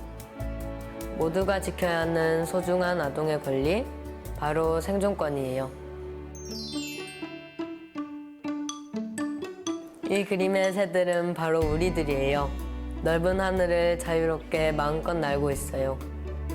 아동은 자신의 잠재력을 최대한 발휘할 수 있도록 필요한 교육을 받고 자유롭게 여가와 놀이를 즐기며 마음껏 꿈꾸고 경험할 수 있어야 돼요.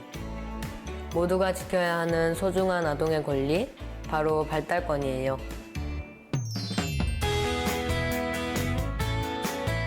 저는 아직 어른들보다 키가 크지 않아 바다에 빠지면 위험할 거예요.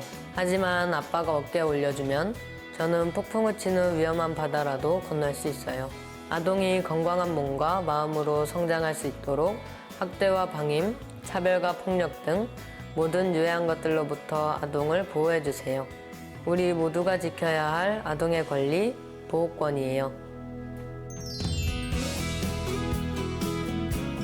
바다에 뒤덮인 플라스틱을 먹이로 착각한 새들이 죽어가는 것을 보았는데요. 바다가 울고 있는 것처럼 느껴졌어요. 새들을 위해 저는 매주 목요일 바다에 버려진 쓰레기를 줍고 있어요.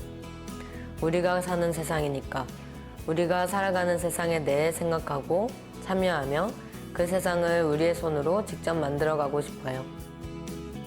세상에 대한 우리의 말에 귀 기울여 주세요. 모두가 지켜야 할 아동의 권리, 참여권이에요. 모든 아동이 누려야 할 권리, 생존권, 발달권, 보호권, 참여권, 우리 모두 함께 지켜나가요. 내일만큼 오늘이 빛나는 우리.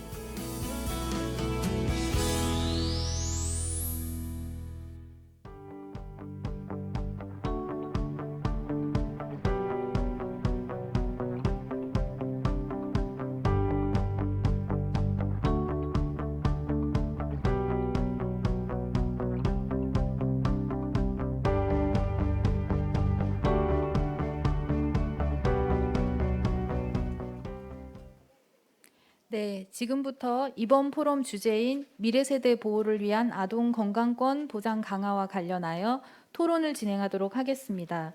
먼저 토론 좌장을 맡으신 세브란스 어린이병원 소아정신과 신혜진 교수님을 소개드립니다.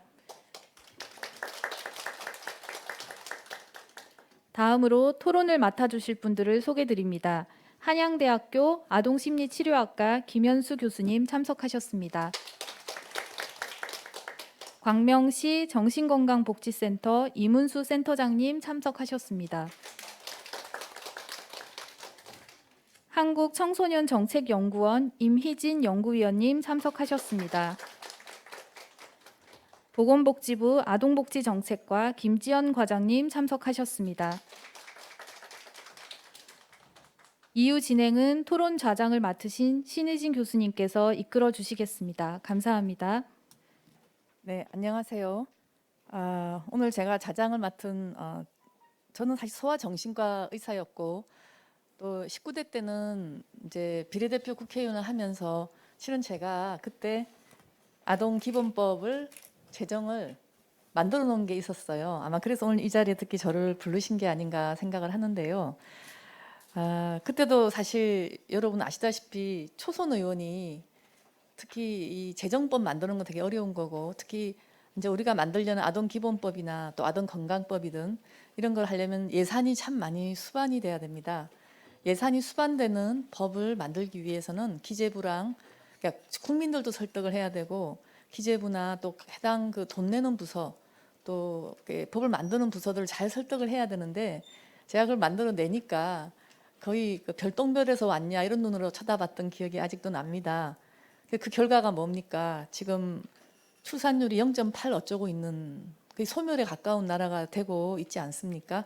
그래서 어떻게 보면 우리가 이런 기본법 만드는 것이 아이들의 그 행복을 위하고 건강한 것도 있지만 실은 저는 좀 더 절실하게 우리가 생존하기 위해서 저는 꼭 이 법이 필요하다고 생각을 합니다.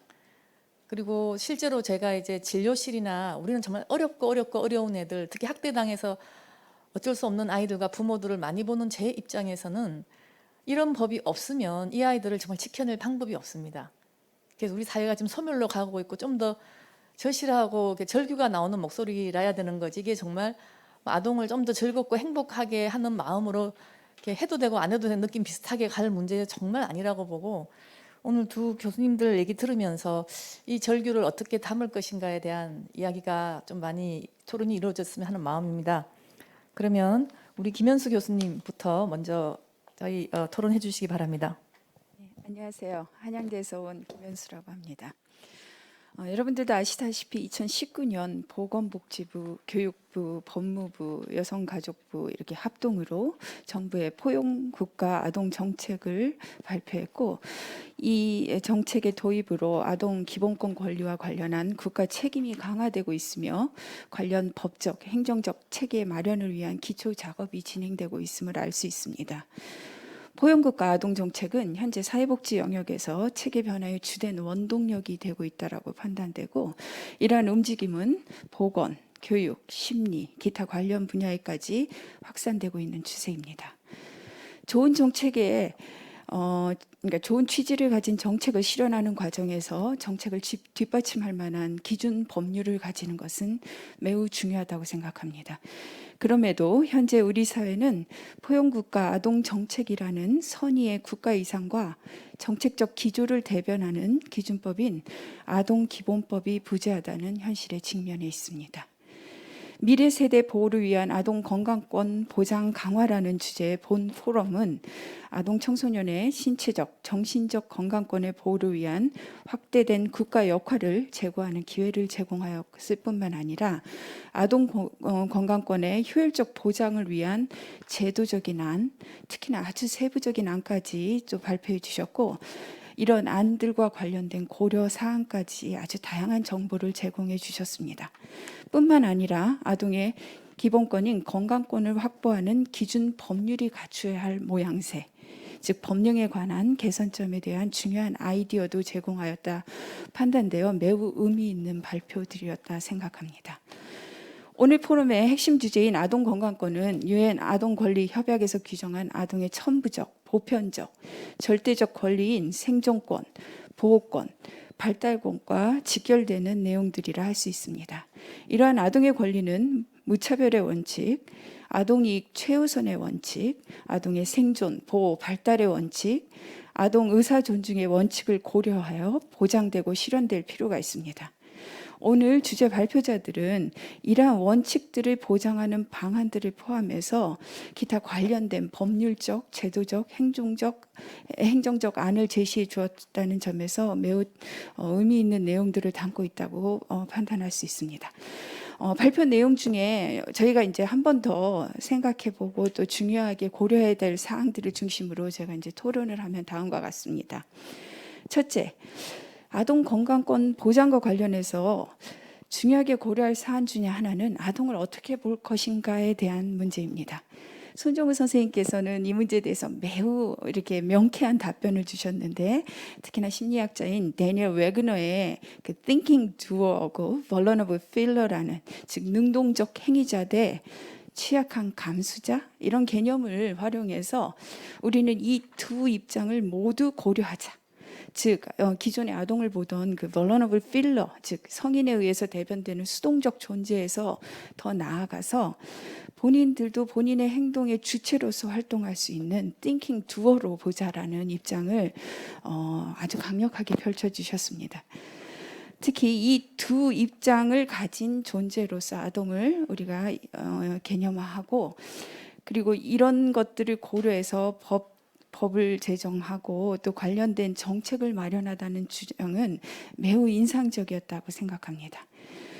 그래서 이는 아동 관련한 정책 수립이나 의사결정에 있어서 아동의 의견을 적극적으로 청취 혹은 반영해 보자라는 그런 의미도 되기 때문에 아동 의사 존중의 원칙 실현에도 매우 중요한 고려사항이라고 볼 수 있습니다. 두 번째로 우리가 좀 주목해야 할 사항은 선생님들께서 강조하신 것 중에 그 아동의 신체적, 정신적 건강권의 원활한 실천을 위해서 정부, 지역사회, 또 부모나 가족, 아동 간의 협력이 선제가 되어야 된다라는 주장을 펼치셨다는 점입니다. 즉 이런 것들을 위한 법적 혹은 제도적인 장치가 마련되어야 한다는 주장을 펼치셨는데요. 특히 발표자분들께서는 아동 청소년의 건강센터라든지 학교, 병원, 그다음에 뭐 지역 사회에 존재한 사회복지센터들 이런 센터들의 역할을 강조하고 계셨고요. 같은 맥락에서 여러 전문 영역 간의 다학제적인 협력의 중요성도 역설하고 계셨습니다. 물론 누가 주도가 되어야 될지는 특히나 이 인터디서플리너리 팀에서 누가 주도가 되어서 이 팀을 이끌 것인가는 추후 논의가 필요할 영역이라고 보여지지만 학제 간, 다학제 간 접근이 필요하다는 점에서는 발표자 간 그리고 아마 관련 전문가 간 이견이 없을 거라고 판단됩니다. 현재 아동 청소년 건강권과 관련된 정책 집행에 있어서는 보건복지부, 여성가족부, 교육부 등 다양한 정부 부처가 관여하여 행동하고 있고 그다음 각 부처는 그 나름의 역할에 충실한 것으로 보여집니다. 아마 여러분들도 그 손정은 선생님 발표하실 때 그 정신건강 영역에서 이러이러한 것들이 뭐 예를 들면 여성가족부에서는 무슨 사업들이 있고 뭐 교육부에서는 어떤 사업들이 있고 대표로 교육부에서 하고 있는 사업 중에 꽤 많은 사업들이 있어요. 위 프로젝트나 그다음 학생 정신건강지원센터 통해서 학생 정서행동 특성 검사 이런 거 3년 주기로 전수조사하고 있는 거, 그다음 정신건강 전문가가 학교 방문하는 것을 지원하는 사업, 학교 위기 개입, 또 요즘 영유아 쪽에서는 놀이 중심의 교과를 편성하고 있거든요. 이런 것들 보면 그 나름대로 각 부처 간에는 그 목적을 성취하기 위해서 노력하고 있는 것들이 보여집니다. 근데 이게 이제 부처 간 얼마나 협력이 이루어지느냐 그거에 대해서는 저는 다소 회의적인 입장입니다. 저는 일선에서 좀 활동을 하고 있어서요. 예를 들면 정서행동 특성 검사 통해서 걸러진 학생들이 저희 센터 통해서 의뢰가 돼요. 제가 센터장도 맡고 있는데 그러면 정보를 하나도 안 줘요. 그리고 누구한테 이 정보를 얻어야 되고 누구한테 이 결과물을 공유해서 아동 그 공통의 목적을 가지고 활동해야 되는지 이게 하나도 안 돼서 다시 처음부터 평가부터 중재까지 개별적으로 진행하는 그런 시스템입니다. 근데 제가 미국에 있을 때 이게 25년도 더 된 얘기인데요. 거기 발달재활하는 그 거주 홈이 있어요. 그 안에서는 거기에 정신과 의사, 그다음 일반 의사, 영양사, 간호사, 사회복지사 다 들어가요. 저는 행동 그 자문가로 들어갔거든요. 다 들어가서 심지어 법률 자문하시는 분도 들어가요. 왜냐하면 그분들한테는 행동 제재 같은 게 간혹 필요해서 그런 것까지 할 때 팀으로 들어가 가지고는 그날 목표 정하고 그다음 각 분야에서 여기 좀 고려해야 될 사항들 전달하고 하는 식으로 이게 의견 교환이 이루어지는데 그게 25년도 더 된 얘기예요. 근데 이제 우리가 이런 것들을 고려한다는 게 참 저는 여기서 우리가 좀 늦구나라는 생각을 좀 해봤습니다. 그래서 이런 것들 토론자의 입장에서는 이런 부처 간 협력 또 다학제 간 인터디서플리너리 팀들이 어떻게 협력하느냐 이 이슈는 굉장히 중요한 이슈라고 보여집니다. 손정은 선생님 아까 좋은 그 선례를 좀 보여주셨거든요. 그 영국에서 진행하고 있는 Children and Young People's Mental Health Service 그 프로그램 좀 자세히 들여다보면요. 거기에 그 의뢰 주체나 개입 그 해당자가 굉장히 다양한 영역에서 전문가들이 들어오고 있고 그다음에 요즘 코로나 상황도 좀 고려해서 버추얼 개입 같은 것도 하거나 아니면 줌 통한 원격 진료 같은 것도 하고 있고 또 낙인을 줄이기 위해서 사회 운동도 동시에 하고 있고 또 거기다가 그 참가 아동이나 청소년들이 직접 서비스에 대한 의견을 이렇게 제출할 수 있도록까지 하고 있습니다. 그래서 굉장히 우리가 벤치마킹하기에 좋은 시스템이 아닌가 판단이 돼서 그런 것들을 한번 자세히 살펴볼 필요가 있을 것 같습니다. 또 제정이 촉구되는 아동기본법은 아동의 건강권의 그 중요성을 분명하게 명시하고 있어야 하고 이를 위해 정부 부처 간 협력 혹은 다학제 팀의 운영의 필요성 같은 것을 전달해야 될 필요가 있을 것이라 판단됩니다. 셋째, 포럼에서 저희가 좀 주목해야 할 상황은 그 아동 청소년의 생애 주기별 건강권 보장을 강조하고 있다는 점입니다. 아동 청소년 건강권 보장을 위해서 생애 주기적인 접근을 강조하셨고 김지홍 선생님께서 특히나 이 부분 강조하시면서 저는 2019년 대한소아청소년 과학회에서 소아청소년 생애 주기 건강 증진 포럼 했던 내용들이나 아니면 2019년 10월에 이루어진 그 4개 정책 부분 7개 핵심 과제 그 정책 제안 보니까 벌써 너무나 좋은 안들이 이렇게 벌써 생각이 되고 제안이 되고 있다라는 걸 볼 수 있었습니다. 이런 거 보면 저희가 이제 2019년 그를 이렇게 기반으로 해가지고 이쪽에 대해서 상당히 많은 토론하고 논의가 진행됐다라는 걸 볼 수 있었거든요. 근데 이렇게 안들을 다 보면 일단 다학제적, 다부처적 협력을 포함한 보건 인프라 구축, 그리고 이 안에는 정책 자문 도우미, 그러니까 법적인 부분, 그다음 가족 건강 지킴이, 그래서 가족적인 접근, 그다음에 유해 환경으로부터 질환 예방하기 위한 보건 환경 지킴이, 학교 세팅에서 가동될 뭐 건강 플래너라든지 마음 건강 지킴이 이런 것들, 그래서 다학제적인 특성들을 포함하고 있다라는 특징이 있었습니다.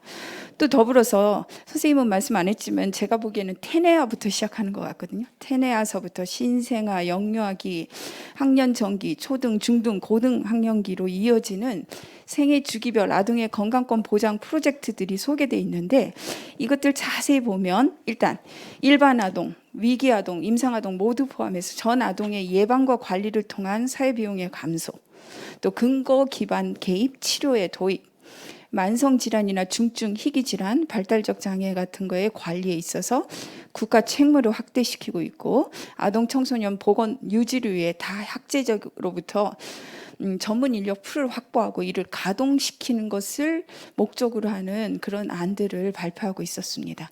특히 이들 전략들은 부정적인 발달적 궤적이나 병의 경로 완화를 통해서 아동 청소년의 발달권, 건강권, 행복권을 확보하고 국가가 담당해야 할 뭐 사회적 비용을 감소시키는 이중의 효과를 노리고 있어서 제가 보기엔 매우 적절한 안이라고 판단됩니다.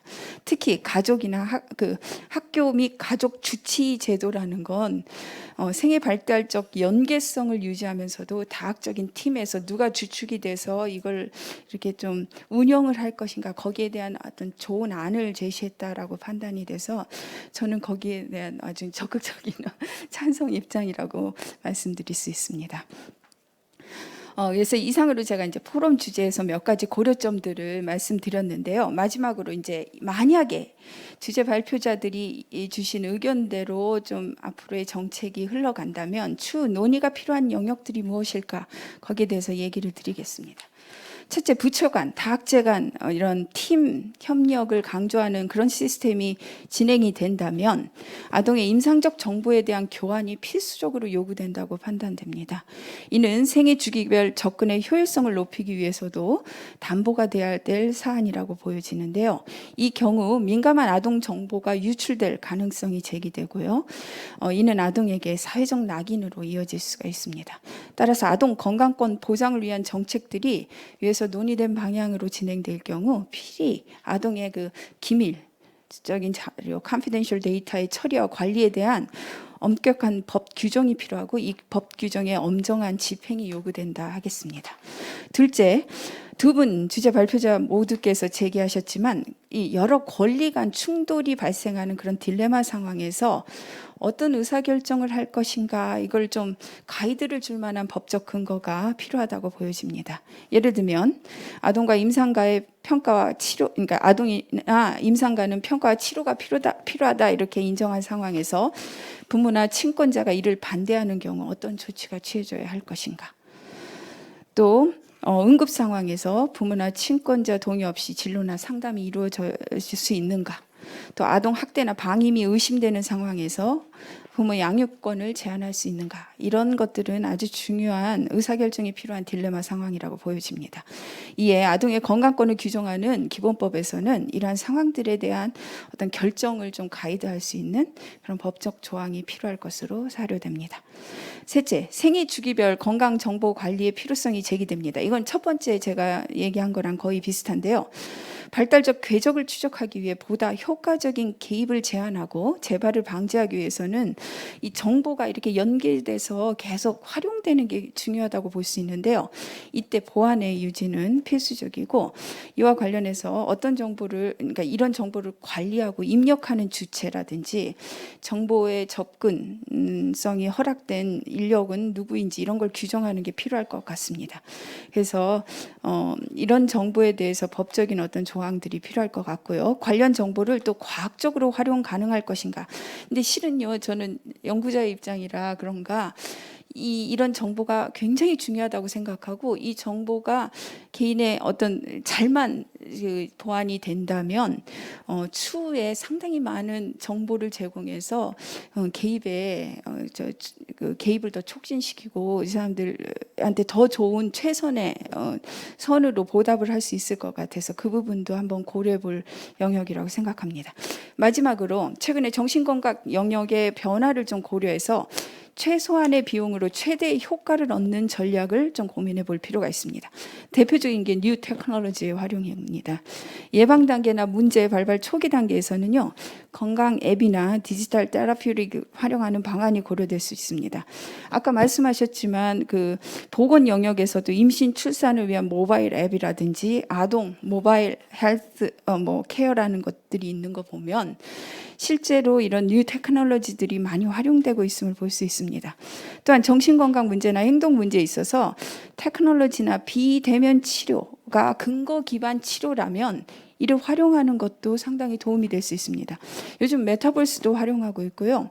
비디오 컨퍼런싱도 하고 전화로도 하고 그다음 버추얼 리얼리티 기법들 많이 활용해서 치료를 진행하고 있는데 이런 게 치료 수가를 낮추는 데 상당히 도움이 되고 있고요. 또 접촉이나 이동에 부담을 느끼고 있는 내담자들한테는 좋은 대안이 될 수 있습니다. 그래서 전문가 활용도 높이고 비용 절감하고 또 이동이나 접촉에 부담을 느끼는 사람들을 위해서 이런 옵션도 고려해 볼 필요가 있습니다.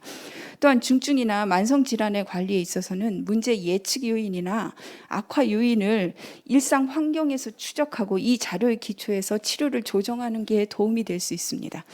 최근에는 그 비침습적이면서도 다양한 생체 정보나 행동 정보를 탐지하는 측정 방법들이 많이 고안되고 있고 이런 정보들이 치료자들한테 자동으로 송신되는 시스템도 개발되고 있거든요.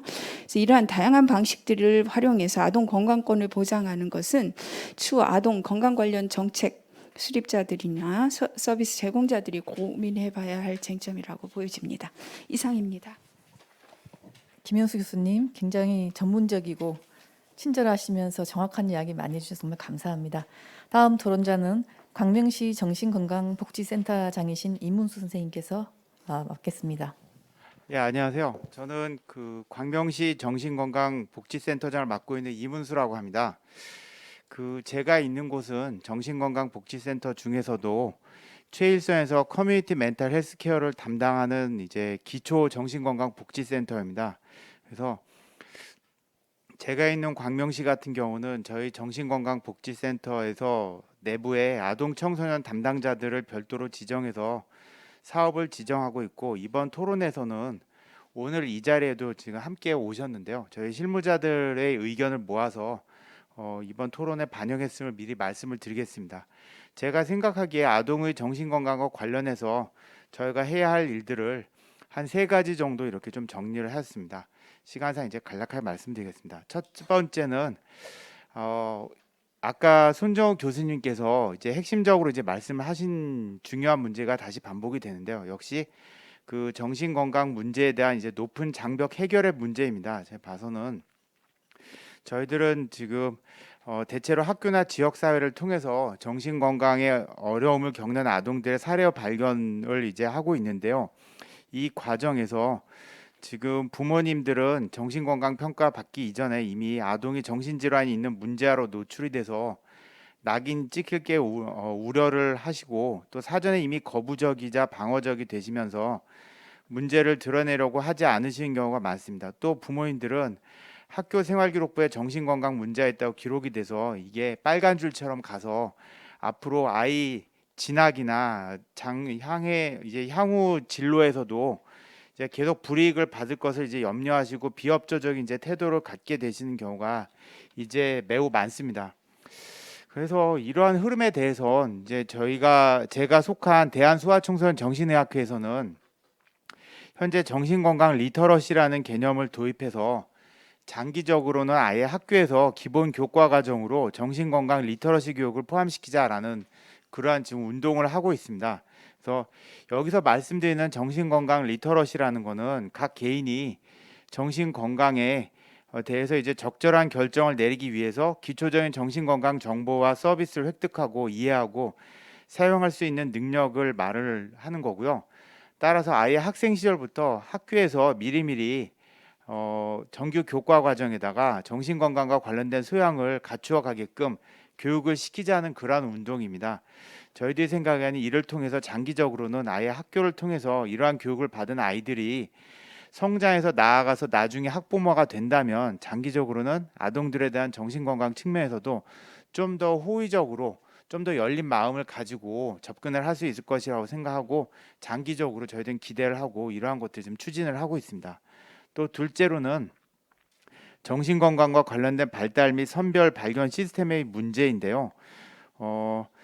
현재 이제 대체적으로 이제 저희가 생각할 수 있는 게 한국형 영유아 발달 선별 검사 KDST가 지금 시행이 돼서 이거는 대상 연령이 71개월까지로 되어져 있고 이것은 주로 발달 측면에 초점이 맞추어져 있는데 저는 이것만 해도 정말 대단한 우리가 자랑스럽게 외국에다가 이제 내보낼 수 있는 그러한 사업이라고 저희는 이제 생각을 하고 있습니다. 또한 이제 정신건강과 관련해서는 학교에 다니는 아이들 같은 경우에는 아까 손정원 교수님께서 이제 말씀해 주신 것처럼 초등학교 1학년, 4학년, 중학교 1학년, 고등학교 1학년에서 이제 대상으로 하는 정서행동 특성 검사가 있어서 이 경우에 응답은 각 학부모님이 기본적으로 하시지만 담임 선생님들이 또 일부 항목에 대해서는 보완을 할 수 있는 구조로 되어져 있습니다.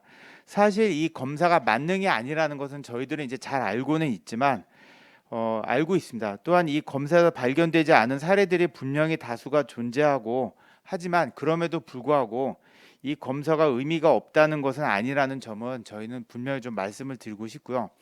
근데 많은 부모님들이 사실 이런 그 정서행동 특성 검사나 이런 것들에서 노출이 되면 이게 문제가 된다라고들 잘못 생각하고 계시는데 이미 정서행동 특성 검사의 결과는 학교 생활기록부 또는 건강기록부에 기재하지 않고 담당 교사 선생님을 중심으로 학생 교육 활동에 관여하는 몇 분의 선생님들만 공유하는 것을 원칙으로 하고 있는데 저희가 실제 일선에서 나가보면 이러한 원칙을 잘 모르시는 학부모님들이 너무나 많으시기 때문에 이러한 것들에 대한 좀 홍보가 필요하지 않나 이제 저희들은 이렇게 지금 생각을 하고 있습니다. 특히나 현재 학교 안에 있는 아동들의 경우는 어느 정도 이러한 정행특이 대책이 될 수가 있지만 학교 밖 특히 학교 밖을 이제 벗어나는 나이가 좀 많은 청소년들의 경우 즉 학교 밖 청소년들의 경우에는 이러한 보호망을 지금 벗어나게 돼서 학교 밖의 아동이나 청소년들에게는 이러한 서비스들이 제공되기 어려운 게 현재 시스템이기 때문에 모든 아이들에 대해서 평등한 지원이 이루어지는 것이 좀 필요하다고 생각이 되고요. 그렇다면 아이들의 정신건강을 생각한다면 학교 범위를 넘어서 더 광범위하게 국민건강보험공단이나 이런 데서 아이들 대상으로 정기적인 정신건강 검진 문항을 좀 더 넣어서 선별을 체계화하는 것도 고려해 볼 수 있지 않을까 저희는 이제 그렇게 생각을 했습니다. 근데 이제 마지막으로 셋째로 말씀드리고 싶은 건 앞서의 토론에서도 이제 계속해서 지금 말씀이 되고 있는 건데요. 지역사회에서 아동의 정신건강과 관련된 문제가 생기게 될 때 서비스 제공이 좀 다학제적인 특성을 살려가지고 체계화가 되어지지 않았다라는 거버넌스의 문제를 좀 거론할 수가 있을 것 같습니다. 저희들이 생각을 하기에는 지역사회에서는 정신건강 문제가 있는 아동들이 있을 때는 지역사회에서 좀 협의체를 상설로 좀 운영을 해서 각 지역사회에서 아동의 정신건강과 관련돼서 서비스를 제공할 수 있는 각 자원들이 보다 더 서로가 어떠한 일들을 하는지를 좀 알고 유기적으로 좀 운영이 되어야 된다라고 좀 생각을 하고요. 특히나 저는 이때 기본적인 마인드셋, 마음가짐에서 각 기관에서 자신의 전문성을 내세우는 기회로 볼 게 아니라 아동의 입장에서 어떠한 것이 최선의 선택이 될지에 대해서 좀 고민이 필요하지 않나라는 생각을 좀 자주 하고 있습니다. 그래서 저는 이러한 개인적으로는 이러한 통합적인 사례 관리 업무를 수행하는 데에서 제가 아무래도 정신건강복지센터에 있다 보니까 공공기관이고 각 기초자치단체별로 이미 다 설립이 되어져 있는 기초 정신건강복지센터들을 활용하는 것도 좋은 방안이 되지 않을까, 이제 좀 그런 생각을 지금 좀 하고 있습니다. 그래서 만약에 이렇게 기초 자치단체에 개설되어지는 정신건강복지센터들 쪽에서 하나의 좀 구심점이 되어 가지고 각 그 지역 사회에 있는 정신건강과 관련된 자원들을 유기적으로 묶는다라고 하면 조금 더 효율적으로 지금 이 사업이 이루어지지 않을까라는 생각도 하고 있고, 더불어서 이 사업을 담당하는 실무자들의 개인적 업무 역량 강화를 위한 교육 및 연수 프로그램도 중앙에서 좀 체계화를 하면 도움이 되지 않을까 생각합니다. 이를 통해서 각 다양한 개별 사례에서 각 실무자들이 우왕좌왕 하시는 경우를 너무나도 많이 보게 되는데, 이럴 때 좀 더 매뉴얼 같은 것이 제공이 돼서 체계화된 서비스가 제공이 된다면 그나마 부족한 자원들 좀 더 효율적으로 사용할 수 있지 않을까, 이제 그러한 생각을 해봤습니다. 예, 이상입니다. 네, 이문소 선생님 수고하셨습니다. 다음에는 세 번째 토론자는 임희진 한국청소년정책연구원 연구위원께서 토론 맡아주시겠습니다. 안녕하세요. 한국청소년정책연구원 임희진입니다. 저희 연구원에서는 2019년부터 작년까지 3년간 청소년의 건강권 보장을 위한 정책 방안 연구를 수행했습니다. 저는 그 연구에 이제 참여를 했었고 그 인연으로 오늘 이 자리에 오게 됐는데요. 건강권은 아시는 바와 같이 국제법상의 지위를 갖는 기본적인 인권입니다. 1946년에 세계보건기구가 건강권을 최초로 공식화했고 1966년에 경제적, 사회적, 문화적 권리에 대한 국제규약에서 건강권을 모든 사람이 도달 가능한 최고 수준의 신체적, 정신적 건강을 누릴 권리라고 포괄적으로 규정하였습니다. 여기에서 언급된 도달 가능한 최고 수준의 신체적, 정신적 건강은 시의적절한 보건의료만을 말하는 것이 아니라 안전한 물, 적절한 위생에 대한 접근성, 안전한 음식, 영양과 주거의 적절한 공급, 건강한 직업적 환경적 조건, 보건교육과 보건정보에 대한 접근성, 차별로부터의 자유 등 기본적인 건강 결정 요인의 보장을 포함합니다. 건강권은 단순히 질병을 예방하거나 치료를 받을 권리가 아니라 도달 가능한 최고 수준의 건강을 누릴 권리입니다. 따라서 아동 청소년의 건강권을 이야기할 때에는 질병을 예방하거나 치료를 받을 권리를 넘어서 김지용 교수님께서 발제에서 개입의 초점으로 제시해 주셨던 음주, 약물, 흡연, 식습관, 정신건강, 성, 운동, 위생과 같은 다양한 영역을 고려하여야 합니다. 아동 청소년의 건강권 보장을 위해서는 비례주의적 접근이 필요하다는 말씀을 드리고 싶은데요. 이것은 그 전체 아동 청소년의 건강권 보장 수준을 높이기 위해서 보편적인 지원을 하고 취약한 아동 청소년에게는 추가로 더 맞춤형 지원을 함으로써 그 격차를 줄여간다는 접근입니다. 선행 연구들에 따르면 그리고 오늘 그 발제와 토론에서도 말씀들을 주셨는데 우리나라 아동 청소년들은 입시 위주의 생활 환경 때문에 신체 활동 부족, 불규칙하고 불건강한 식생활, 수면, 휴식 부족 이렇게 그 기본적인 권리를 누리고 있지 못합니다. 그런데 이런 건강권 보장의 정도가 그들이 속한 가정의 사회 경제적 지위나 학교에 다니는지 다니지 않는지 하는 제약 여부에 따라서 또 격차가 존재하는 것이 확인이 되었습니다. 이것은 그 질병관리청에서 실시하고 있는 청소년 건강 행태 조사나 국민 건강 영양 조사 그리고 사망 원인 통계 원자료를 활용한 2차 자료 분석에서도 확인이 되었고요. 저희 연구에서 실시한 설문조사에서도 공통적으로 발견되는 결과였습니다. 아시는 바와 같이 아동 청소년기의 건강 격차는 성인기로 이어지고 이는 개인의 삶의 만족도와 직결되기 때문에 아동 청소년기의 건강 격차를 줄여주는 건강 격차 해소는 중요한 정책 의제로 반드시 다루어져야 합니다. 앞에서 그 건강권을 이야기할 때 이제 다양한 영역을 고려해야 한다는 말씀을 드렸는데 여기서는 아동 청소년의 건강검진 체계 개편에 초점을 맞추어서 조금 더 말씀드리겠습니다. 수년 전부터 교육부와 보건복지부가 협의를 하셔서 국가건강검진 체계 틀 안에 학생 건강검진을 통합하는 그런 계획을 가지고 계시고 이번 국가건강검진 종합계획에 관련 과제가 포함된 것으로 알고 있습니다. 아동 청소년의 건강권 보장을 위한 개입의 시기를 놓치지 않기 위해서 건강검진은 매우 중요합니다. 아동 청소년기 건강검진 통합 운영을 통해서 학생과 학교 밖 청소년 간의 건강 형평성을 제고하고 건강관리 사각지대를 해소할 수 있을 것입니다. 다만 이 통합 과정에서 학생 건강검진과 학교 밖 청소년 건강검진 이 통합하는 과정에서 건강 형평성을 제고하기 위해서 고려할 몇 가지 사항을 다시 한번 말씀드리고 싶습니다. 첫 번째로 이 부분도 이제 김지용 교수님께서도 말씀을 이제 아까 발표 때 주셨는데요. 건강 검진 주기에 대한 검토가 필요합니다. 현재 학생 건강 검진, 그러니까 초등학교 1학년, 4학년, 중학교 1학년, 고등학교 1학년, 그리고 학교 밖 청소년 건강검진 모두 3년 주기를 적용하고 있습니다. 그런데 아동 청소년기는 성장 발달이 급격한 시기이기 때문에 성인기보다 그 긴 검진 주기는 재검토할 필요가 있습니다. 그리고 질병의 조기 발견이라는 측면에서도 3년은 너무 긴 시간입니다. 그래서 따라서 그 이상적으로는 1년 주기, 그러니까 성인보다 더 짧은 주기로 가거나 최소한 성인과 같은 2년 주기의 검진이 보장되어야 할 것이라고 생각합니다. 두 번째로는 그 대상에 따라서 검진 항목의 차별화가 필요합니다.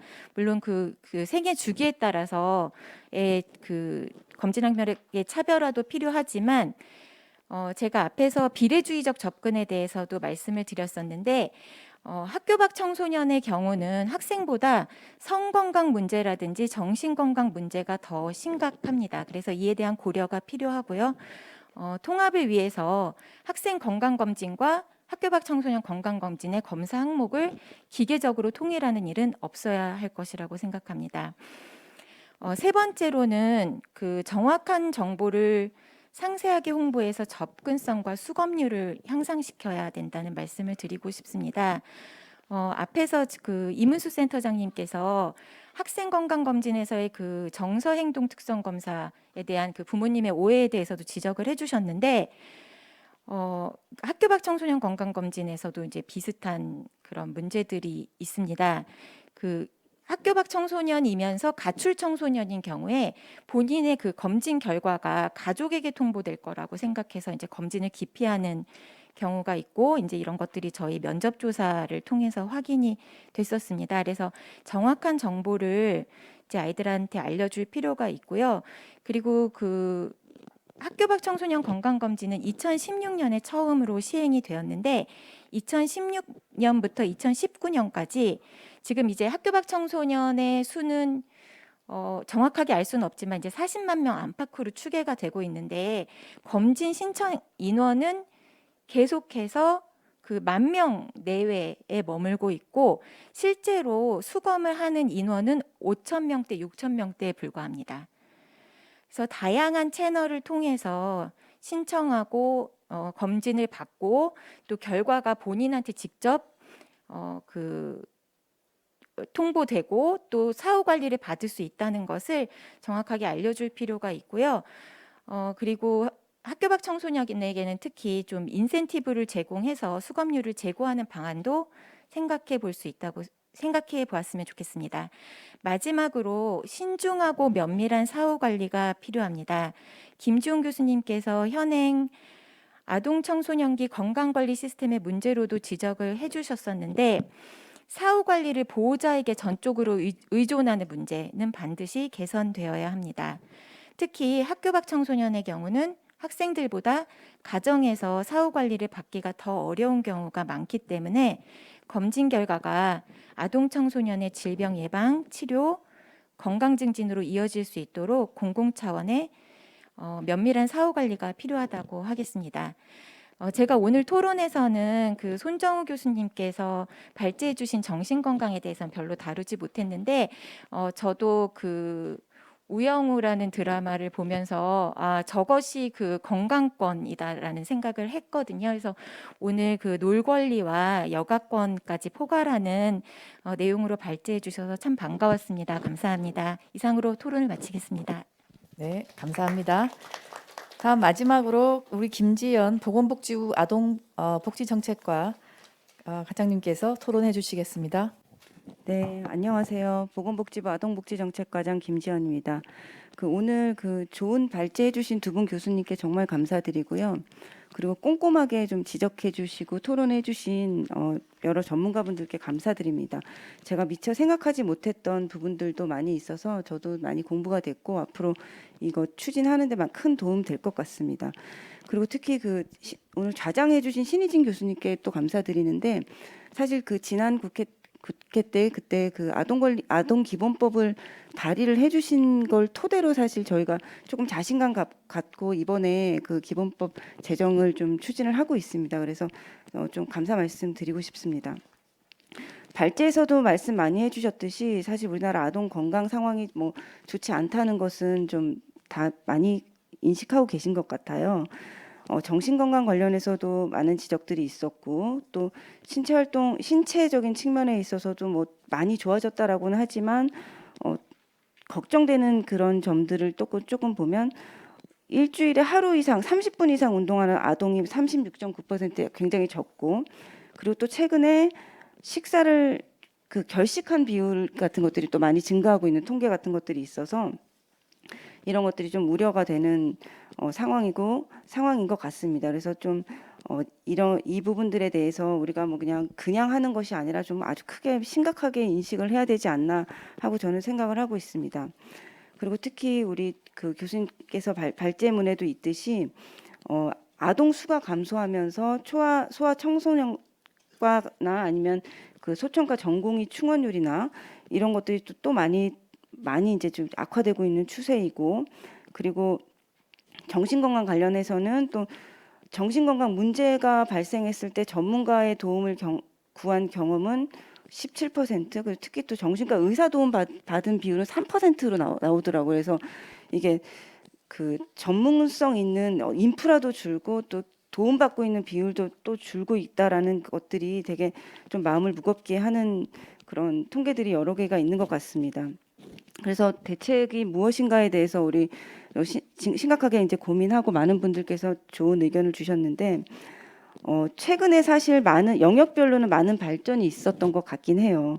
그래서 예컨대 이번에 이제 국정과제에서 포함된 것들이 초기 건강관리, 방문 건강관리 사업들을 아주 영유아기에 가는 것들 전국으로 확대하고 또 이제 보편적인 서비스로 가겠다는 계획들을 또 발표한 바 있고 또 아동 주치를 조금 그래도 본격적으로 도입해 보겠다 그런 것들도 나오면서 좀 조금 그래도 획기적인 대안들을 우리가 고민하고 마련을 하고 있는 상황이지만 그리고 또 많은 제안들들 쏟아지고 있고 여러 가지 사업들이 이제 부처별로 되고 있고 그런 것들이 다 중요하다고 생각을 하고 있습니다.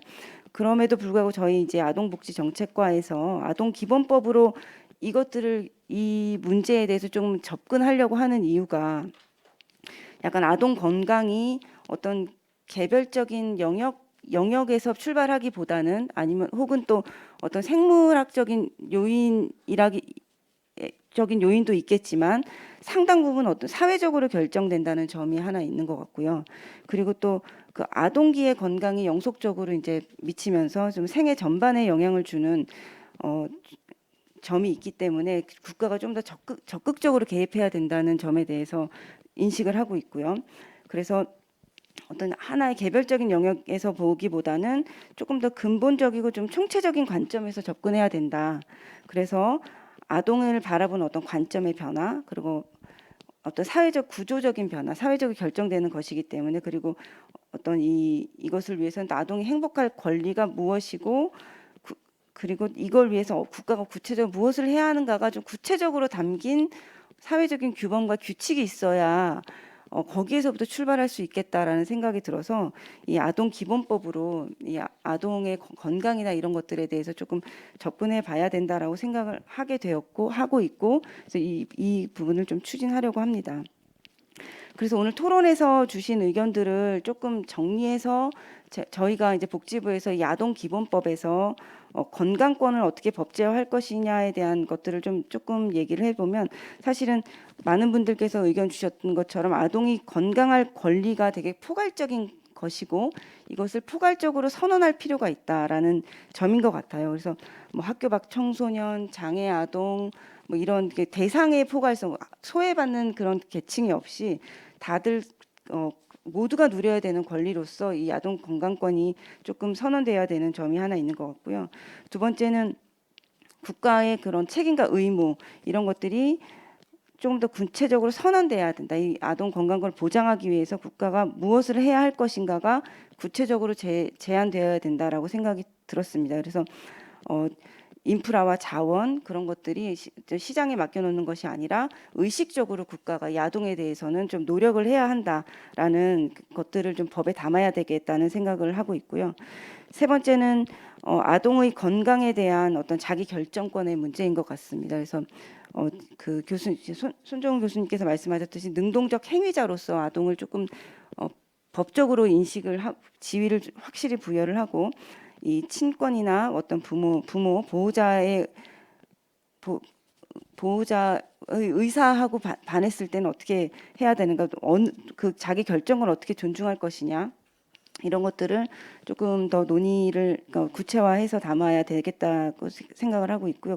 네 번째는 또 이 아동은 스스로의 권익을 지키기가 어려운 그런 한계가 있기 때문에 부모나 보호자 아니면 어떤 그 누군가에 의해서 자신의 그 건강권이 침해당했을 때의 구제 방안, 이런 것들을 저희가 기본법에서 좀 다루고 담아볼 계획입니다.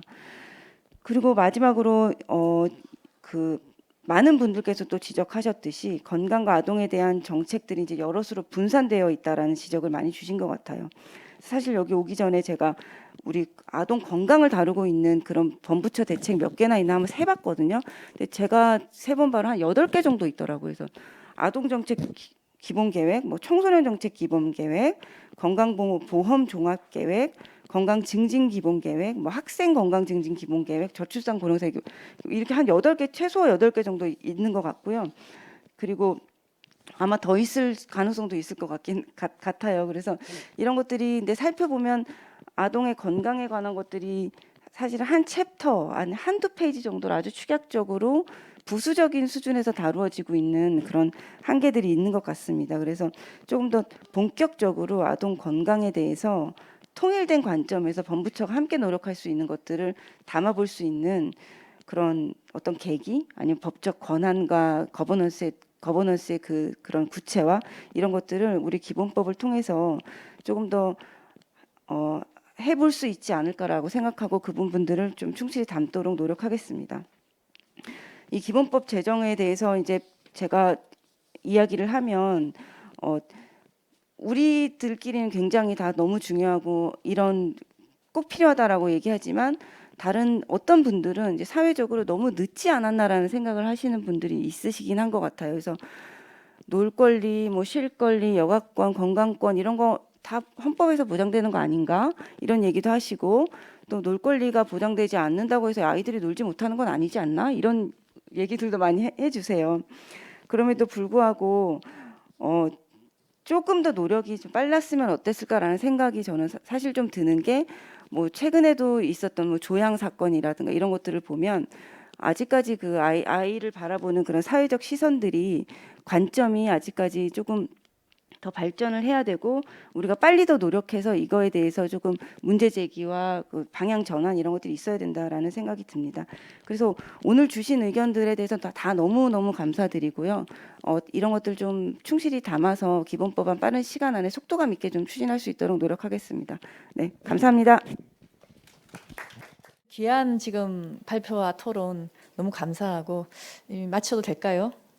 네, 마치겠습니다. 네.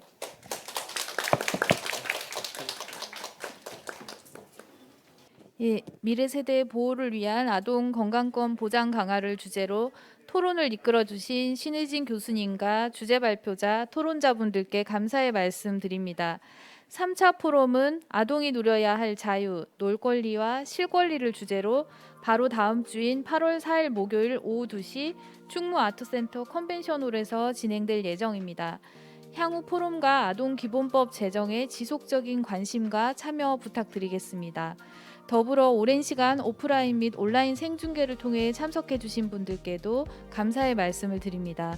그럼 오늘 포럼을 마치도록 하겠습니다. 참여해 주신 모든 분들께 다시 한번 감사드립니다.